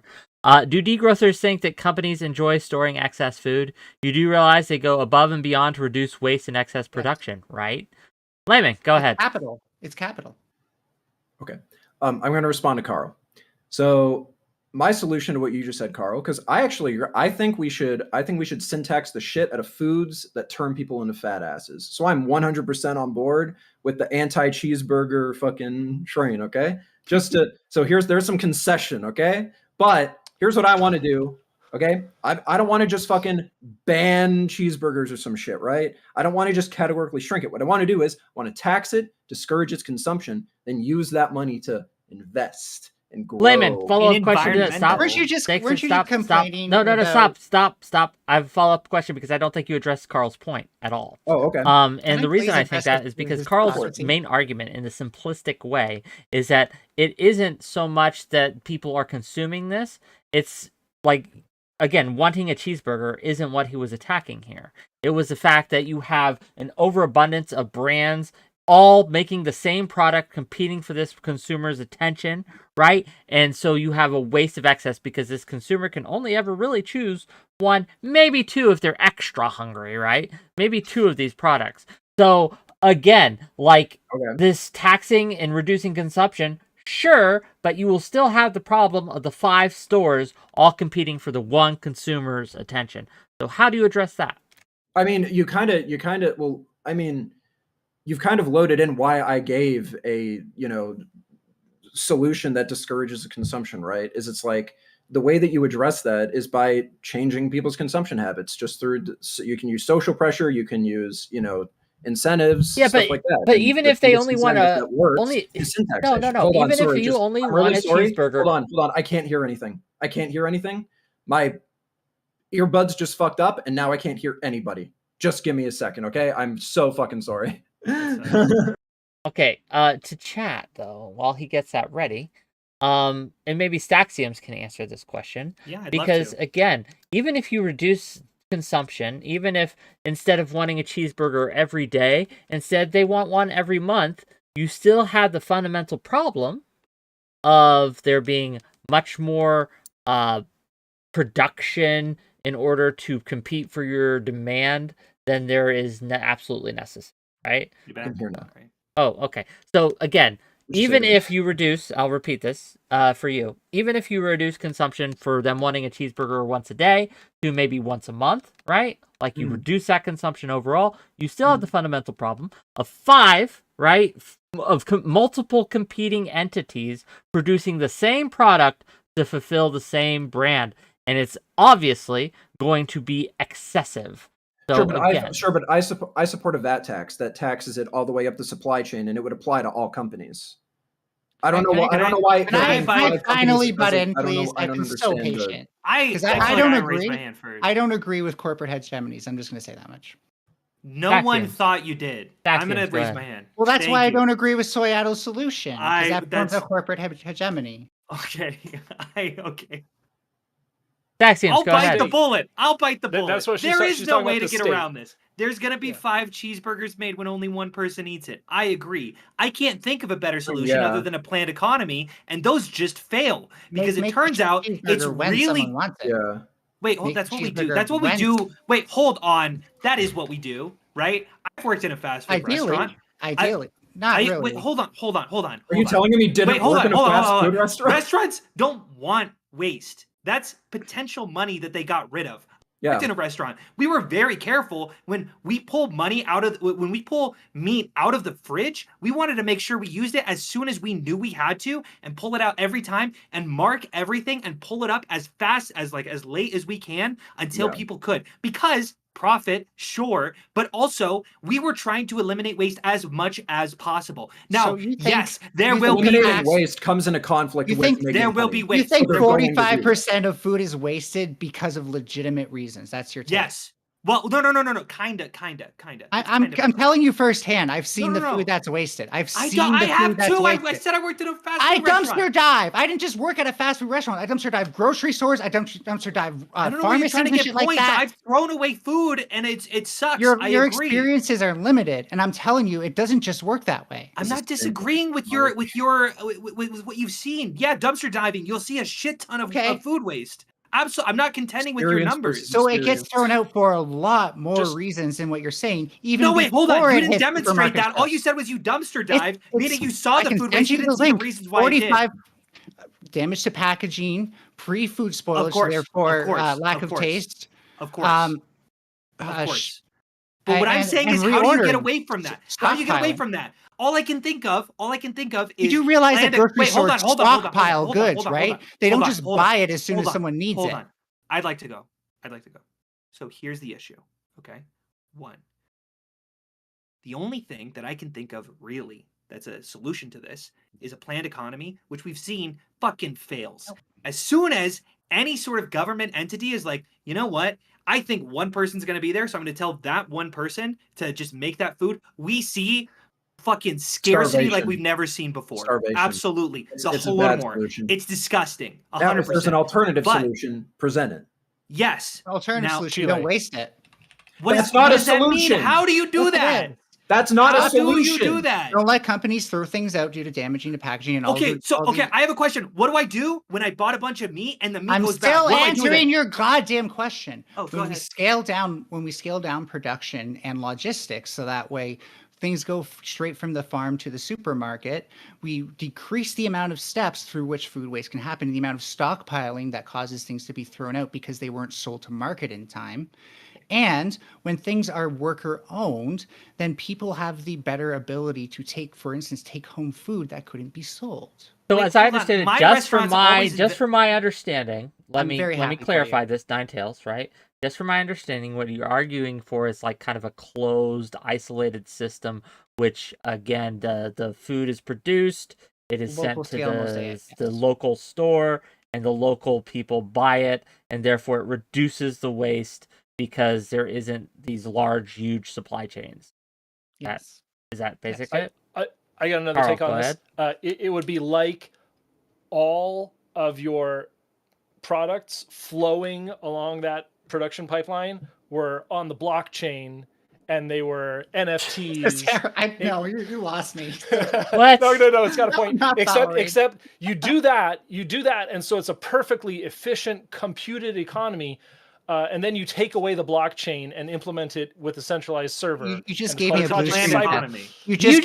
I understood it before you spoke. Which worked so Carl, well. I understood what was being said before you made this analogy. I understood it. Oh, he wants to get rid of globalized supply chains and make it a little more local closed systems. Right. I got that. That was for Stacks, because Stacks thinks, it would never work. It could never work, except it did work until we literally destroyed it with American no. It was never actually implemented. You just had this thing running in a Mac laptop. CIA was never and you're like, look, it did a few things. We were able to demonstrate that given these specific functions, some people would move in this specific way, and we were able to predict that. That's great. You have never tested that against human variability, which is extreme. We don't talk about the CIA and do in America. random shit. And like, it is so hard to track this, which is why we can't really have a planned economy. We kind of just need people to, what's it called? Like guess and check, basically. That's how our economy works. We go, I think people need food around here. And then people don't show up and they go,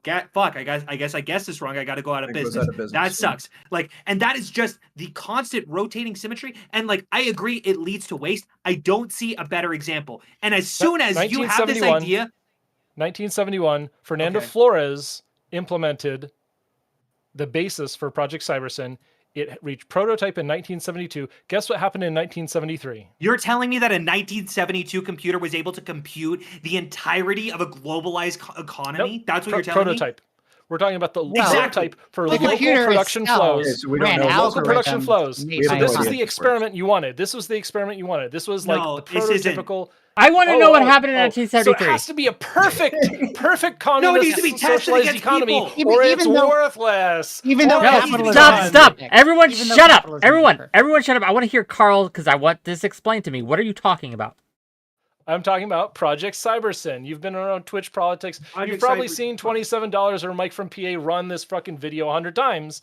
Yeah. It is the computer system that an outside consultant was hired to implement for the state of Chile so that their communist, dirt hole of a country could modernize. Okay. Without so much assistance from the Soviet Union, because we had fucking blockades and American imperialists Certainly. everywhere.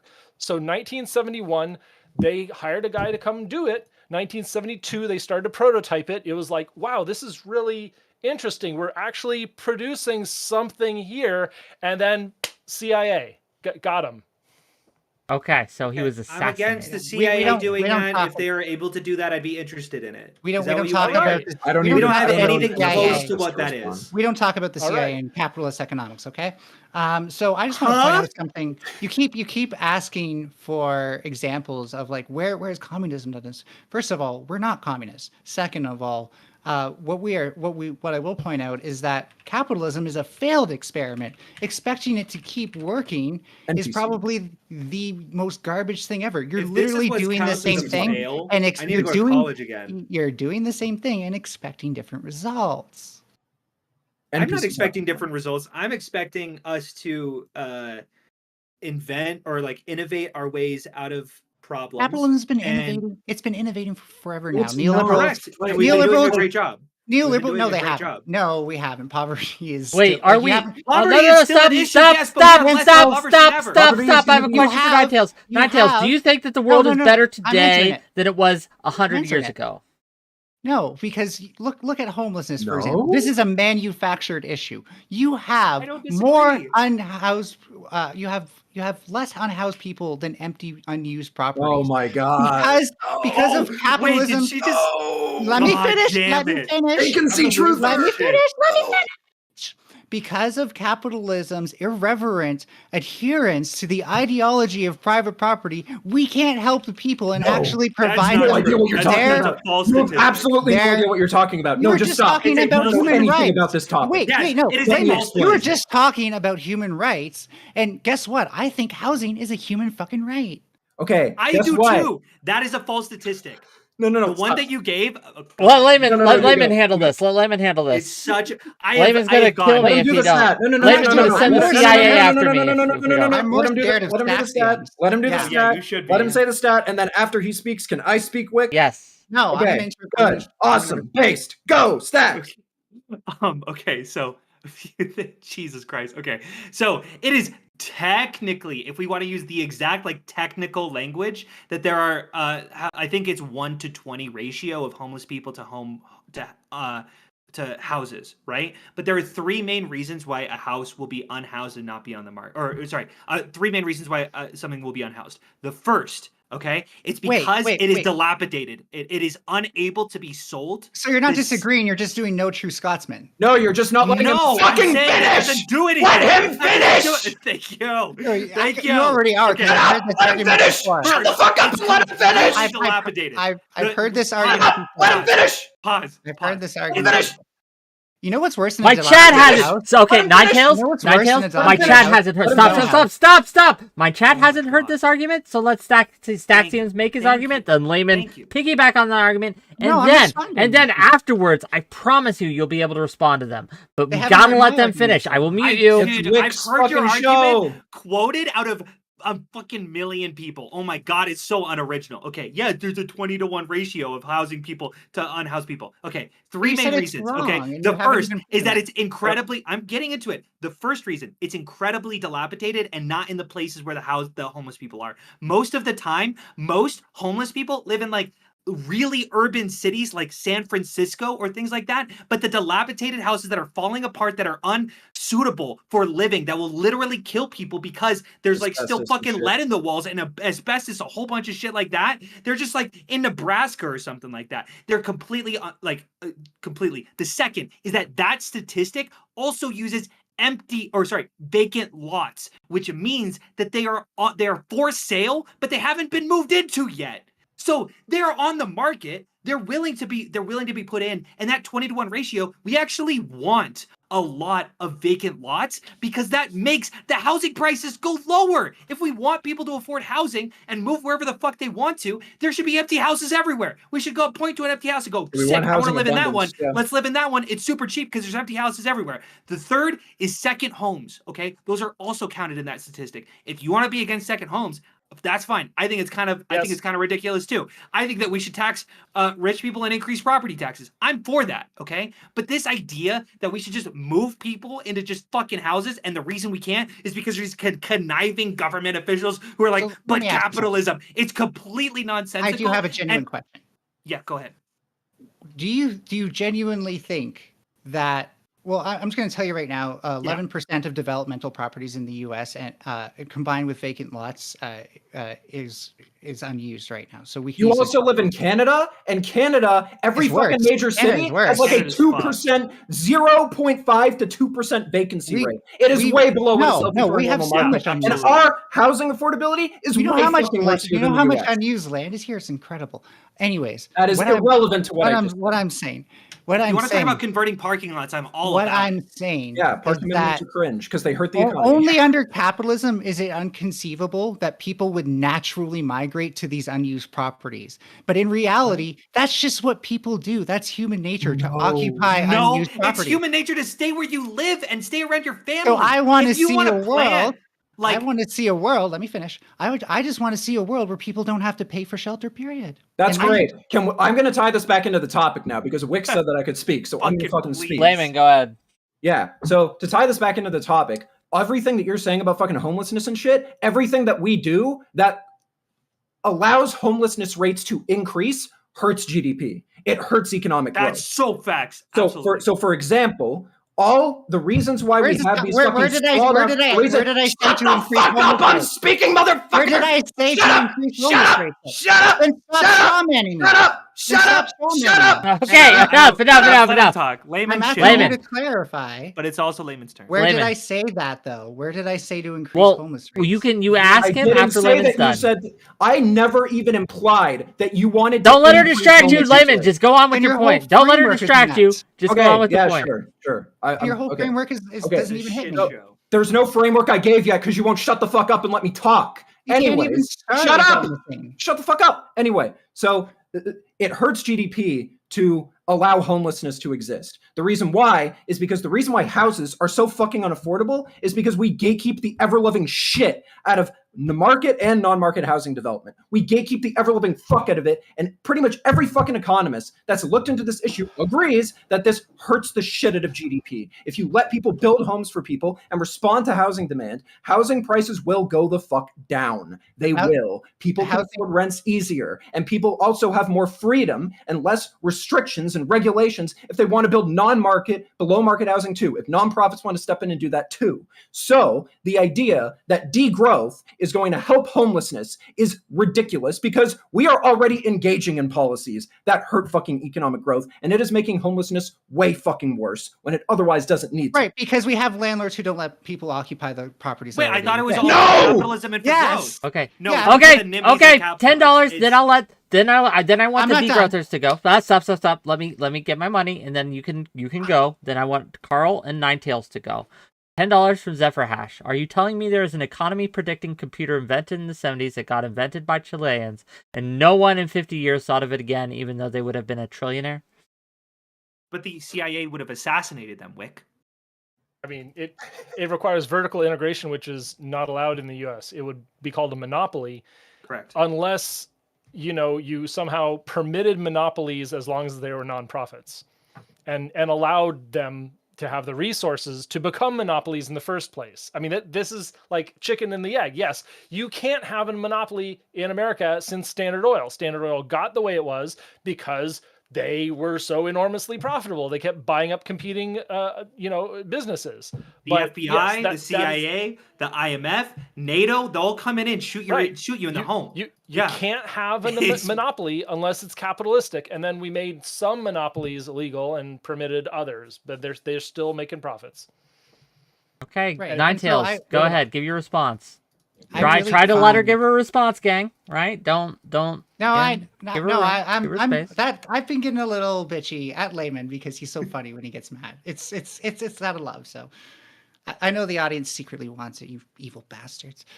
So anyways, I honestly love the housing market because it's the perfect example of not only the Gramscian notion of a hegemony, how we basically get fooled into buying something that's our basic need and that we would give it to ourselves if not for capitalism, but more importantly, that the housing market itself constantly hurts itself in its own confusion. What else is the housing bubble if not speculation-driven It's not a bubble, it's a boom and bust shortage. cycle?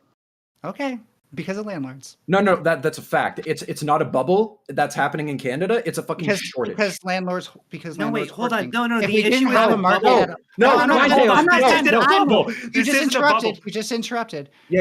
If we didn't Stacks, have the shut fuck markets up. to begin with, there'd be nothing to exploit, and we wouldn't have these up and down cycles. Okay, Stop saying there's a housing bubble. It's gonna Ninetails. make me lose my You live. I need to remind you where you live because you keep citing random parts of the U.S. I don't You care live in- where I live. You It doesn't- actually, it's irrelevant. no. It actually is irrelevant. relevant. We're It's talking I thought about your relevant experiences to your matter. immediate fucking society. about Okay, so capitalism. just, I thought your just let me finish what I'm going to say. When you're wrong, Let me yeah. finish what I'm going to say. Star or Stacks, not Star. What the fuck? It's okay, Stacks, it's okay. Ninetails. Shut the fuck up for a second. Okay, so it is relevant where you live because in Canada, our housing is far more unaffordable than the US, yet our vacancy rates are way fucking lower than the US. If there were a bunch of landlords sitting on empty, vacant lots that are accounted for in all of that data, then there would be a huge fucking vacancy rate. But our vacancy rates in all of our major cities are way below what's healthy for a market. Healthy vacancy rates, so people can have some mobility to move places if they want to, is like between like 3 to 5%, I think it is, or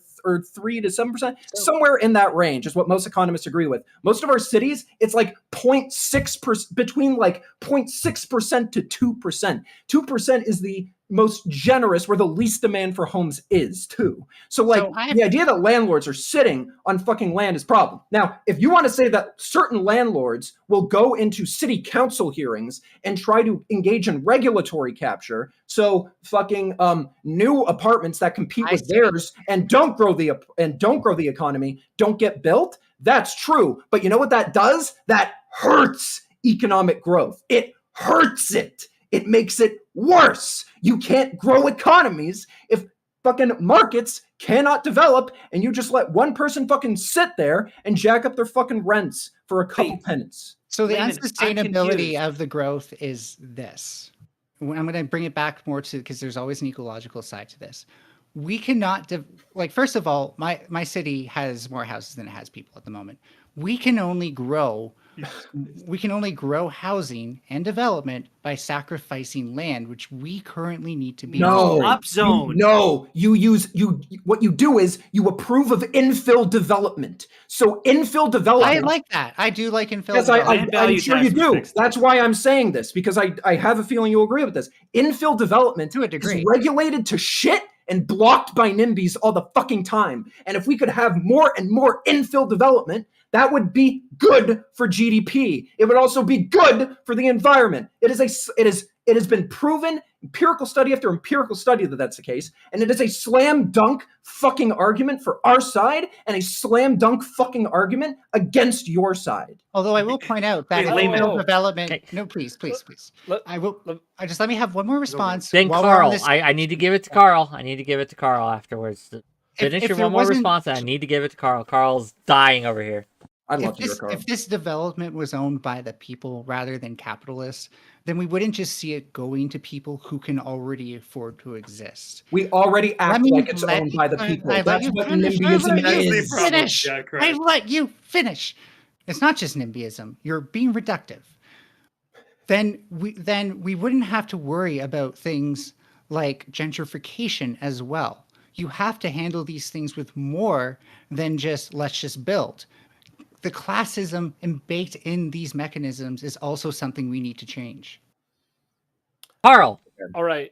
You're both right. I wish that YIMBYs and socialists could get along more often. We need reduction in permitting. We need permitting reform, and we need social housing.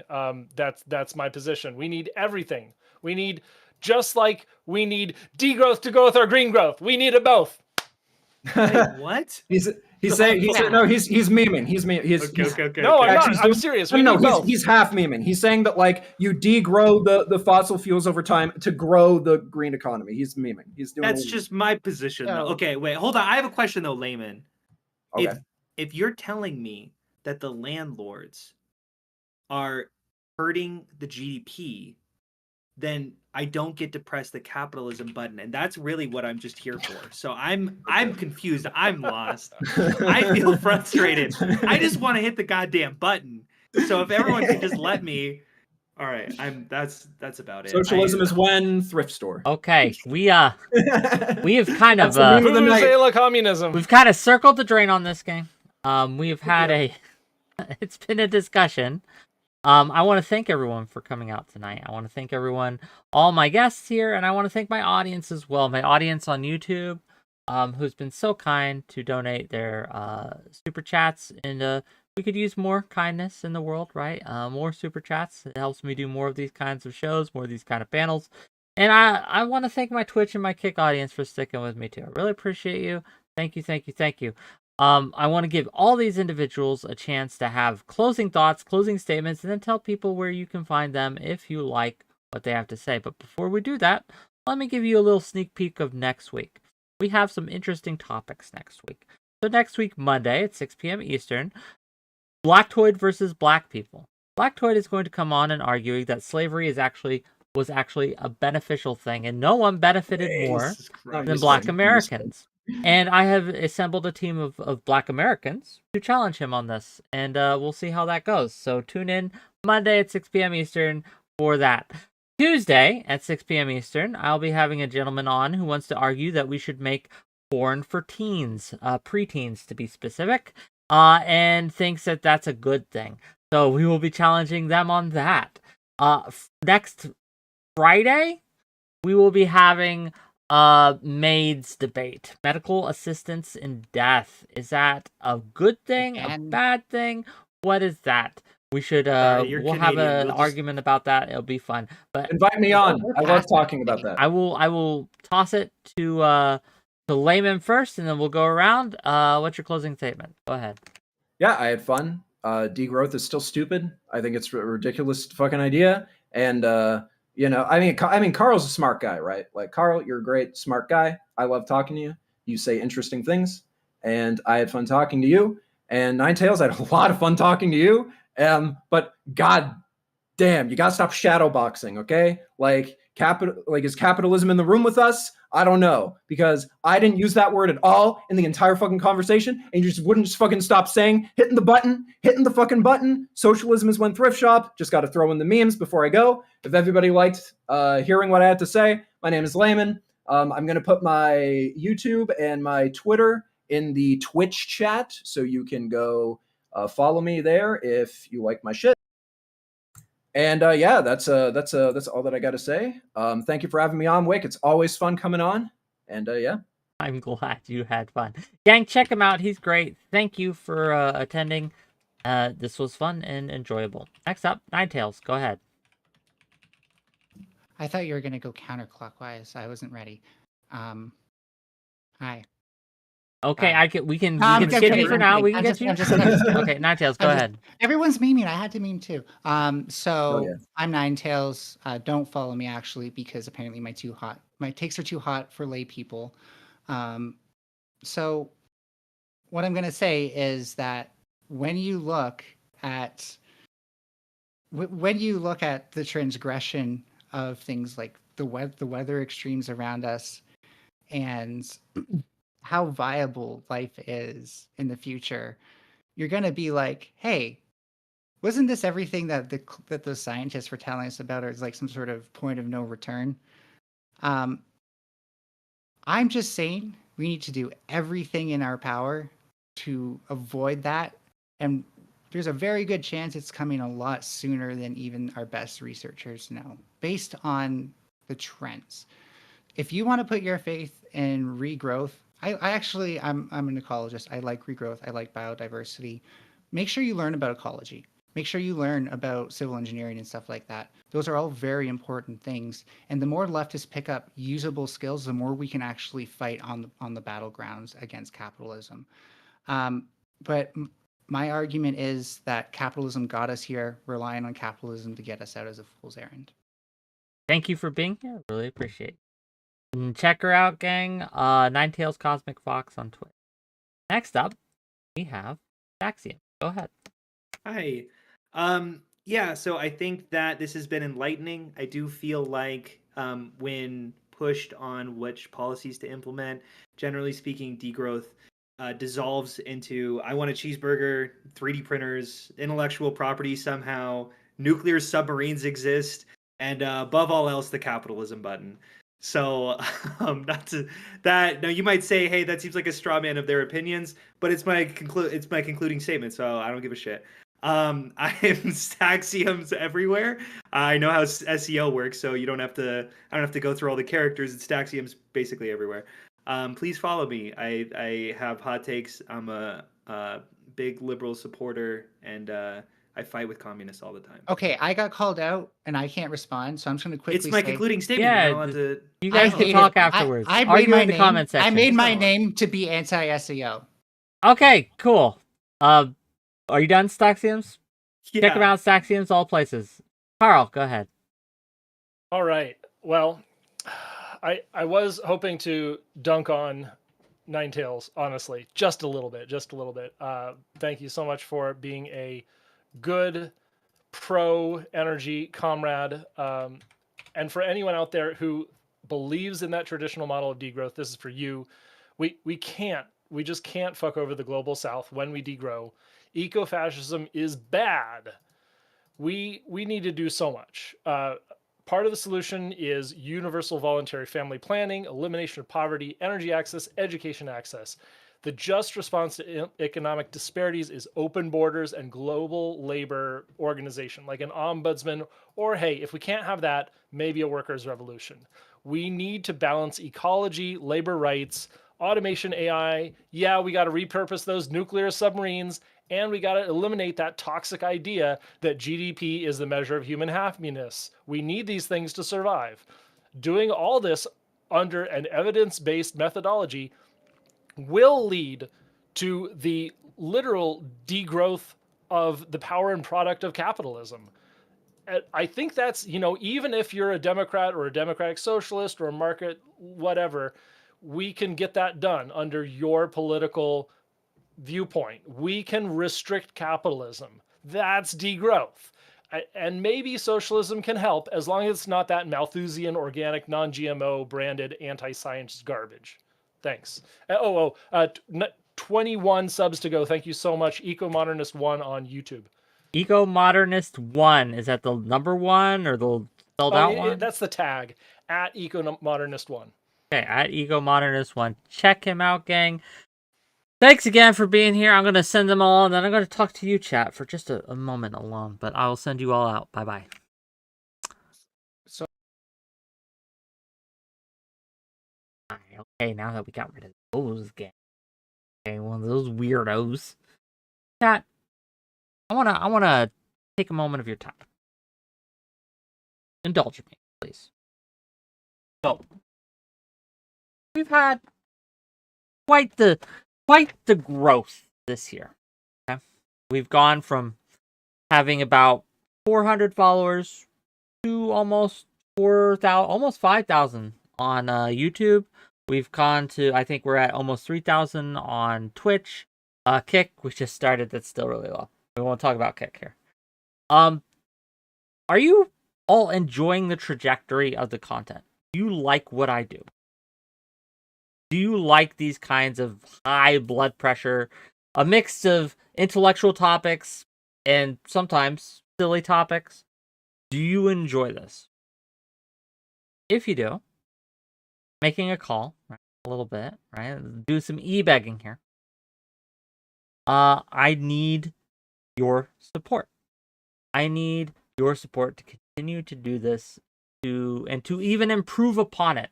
The bigger I get, the more I make, the more people who will want to come on my show. This is how it works. The bigger I get, the bigger numbers I get, the more people will be interested in coming on my show.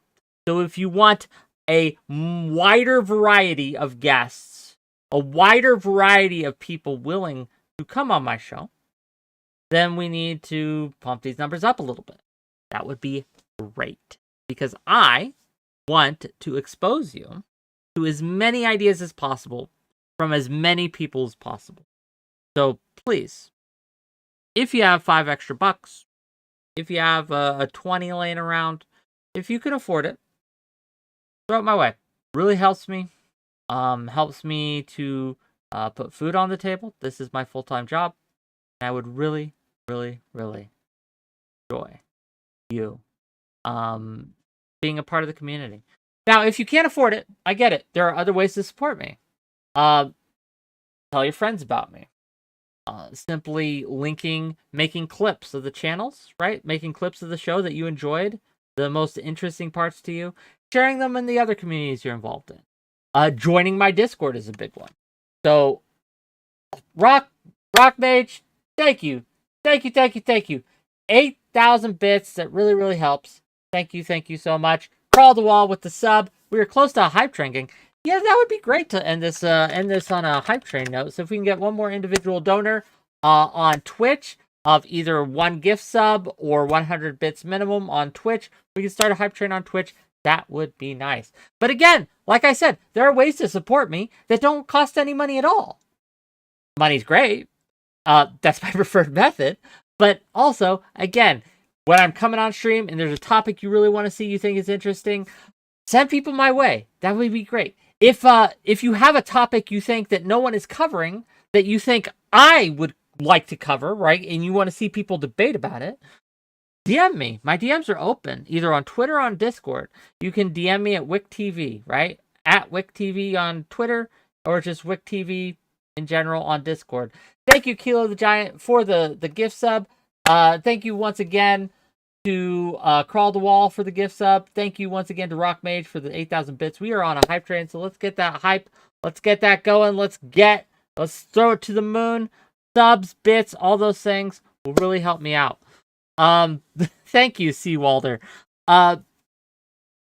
𝕍𝖎𝖙 says, love the way you banished Max. Mr. Girl, for those to be clear. I'm a patient man.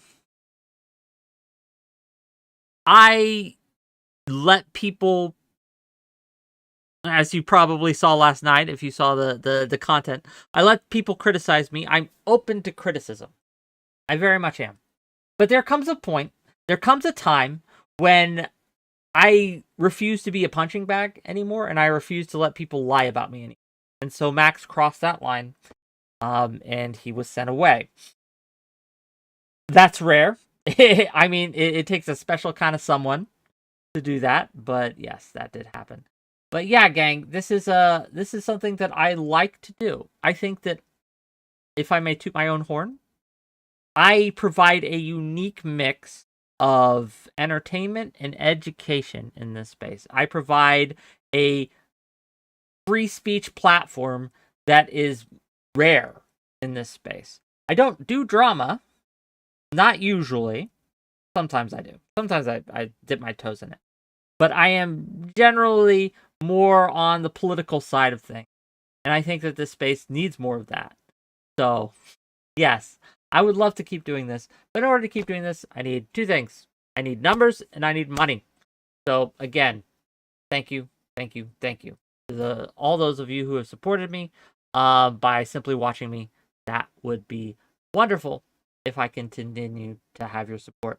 So, on that note, if there's something that you want to see me do more of, join the Discord. Tell me about it. Talk about it. We have a very active community. People from all walks of life. It's pretty open, pretty free speechy, all that, right? We do have some rules. You'll have to obey them. But it is something that we try to grow. So we have very active voice chats. Even right now, there's people in my debate voice chat. There's people in my gaming voice chat. Again, ! Discord if you're on Twitch to look at that. And I will provide the link as well on YouTube. Give me one moment and I will do that for you. Invite, copy it here. Just click that link. You'll accept the rules, okay, by clicking the Wick emote react to the rules to show you've read them, show you agree to them, and then you'll have access to the server. It'd be great. We got 2 more minutes on that hype train, gang. Okay, gang. I'm gonna rant at you now about my beliefs because people have said that they want to see me more debate. They want to see more of me involved. So I'm not just moderating, but I'm actually advocating because I do advocate for things. I have strong beliefs on various things. People call me a centrist. I am not a centrist. I am not a centrist. I'm a buffet politician, meaning that I think that we can't be held to ideological capture. I think there are things that the right does that are great, and I think there are things that the left does that are great, and I think there are things that the right does that are wrong, and the left does that are wrong. Does that make me a centrist? No, because at the end of the day, when it comes down to who I think is doing a better job, clearly the left. For what I want, for the values I hold, the left is where it's at right now. I do believe in free speech. I do believe in freedom of association. I do believe in betterment of humanity through social programs, through things like UBI, things like welfare, things like taxing the rich. I think that's a good thing in general, in moderation, of course. These things are things that I believe in and advocate for. It would be foolish to say that that's not true. Therefore, I can do not but be on the left. Now, that said, I wish that the left was more open. I wish that we were more tolerant. I wish that we were more diverse, right? I wish that we had more diversity of thought. We don't currently. There is far too much infighting. There's far too much purity testing. There's far too much denigrating of people based on their ideas. And I think that we need to get rid of that. I think we need to open our gates, open our borders, so to speak, and get more people involved in leftist movements and leftist ideas. We can't reject people simply because they have some bad ideas, right? If I rejected everyone I disagreed with, I would be a party of one. It would just be me. And that would be no fun. And also very politically ineffective. I don't care if you have bad views in other areas. If on the single issue that I'm trying to get across to you, you are willing to be my ally, welcome to the cause, brother and sister. Welcome to the cause. That's what we're here for. We will fight another day, but in this, we can be united. I'm not here to create a safe space. I see there's values in this in some places, but that's not my space, right? I'm not here to protect a group by isolating that group. What I'm here to do is protect everyone by integration. I am a big believer in integration, in desegregation, in making sure that we are looking out not just for those who are oppressed systemically, but those who have been hurt individually. I think both matter. And I think that pain is pain at the end of the day. And whether it comes from a systemic failure or whether it comes from individual attacks, right? It's weird to me that we tell certain groups, like, well, your pain matters less because it's not systemic, right? That you know, yes, you're being fired from your job because some people found your workplace and are trying to cancel you. But that's not a systemic thing, so it doesn't matter. I think that's weird to say. Of course it matters. Of course we need to address it. Of course we need to deal with it, right? And I think that we need a better, kinder, more empathetic left. Civility politics needs a comeback. It works. It works. I don't know. That's my rant. Thank you again. Thank you again. Oh, what do we want to do now, gang? Are we done for the day? Are we finished? Where are we going? Where are we going? Who are we raiding? It's not, the hype train's done, but you could still donate, right? You could still donate. Fargo Lefty says, let's talk to Nazis. Yeah, unironically. Unironically. Okay, also, now that I'm here, I have you here. I don't care. You can leave if you want. You can leave if you want. I don't care. But I'm going to talk about this. This idea that you should cut off people who date someone that doesn't share your values, or that you shouldn't date someone unless they share all your values, is wild to me. Like, Vosh recently talked about how men or women who date right-wingers or transphobes or racists are spineless wimps who care about more their own pleasure than they do about the cause. As if, right, that these transphobes or these Nazis or these racists are going to infect, that their dick game is so strong, okay, that they're going to make their partners racist. I don't accept that. I believe that the progressive dick game is stronger than the Nazi dick game. When I am in a relationship with a Nazi, right, lady, my dick game is so strong that she becomes a Nazi. She rejects her philosophy of hate right after I'm done with her, okay? She rejects her philosophy of hate because the progressive dick game is stronger. It's stronger than the right-wing dick game. It absolutely is. We need to retake this. We cannot cede the ground to these weak dick losers. We cannot do that. Our dick game is stronger than theirs. I will not cede that ground, okay, gang? I will not cede that ground. We are here to convert one at a time. We are evangelical leftists that go out into the world, to the palaces, the kings, the relationships that hate us, and then we convert them. We make them better. We are the change that we want to see in the world, and through our examples, instead of going in these fortresses and closing our gates, walling ourselves in a safe room, we go out into the world and we make the world a better place by being in it, by being out amongst them, by turning whole communities of hate into communities of kindness, empathy, and love through, again, having relationships with these people. It changes hearts, it changes minds, it makes us better as a world. And yes, there is risk. And yes, there's going to be times we lose, okay?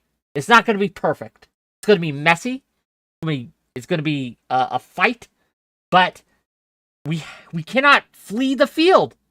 These people won't go away. These people won't go away. Just because we bury our heads in the sand and pretend they don't exist, right? What we're doing is we are cutting off any ability for us to influence them. And I refuse to give up that influence. I don't care as much about our safety as I do our influence, because the people who are against us are humans too.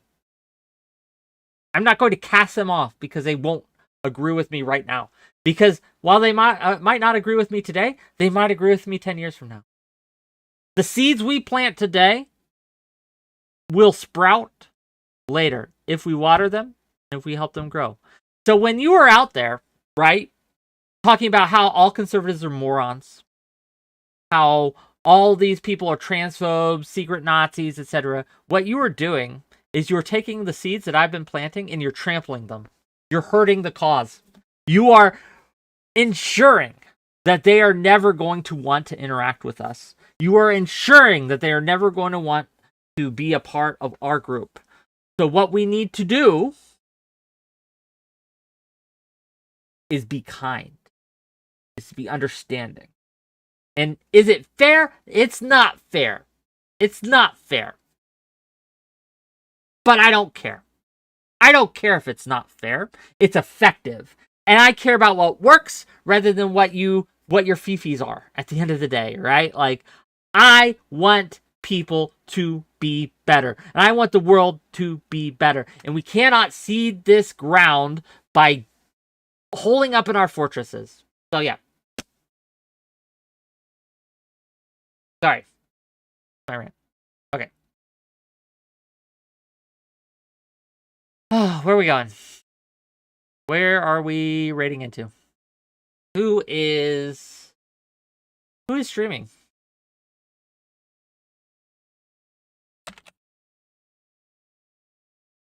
Ice Beans? Okay. All right, Ice Beans.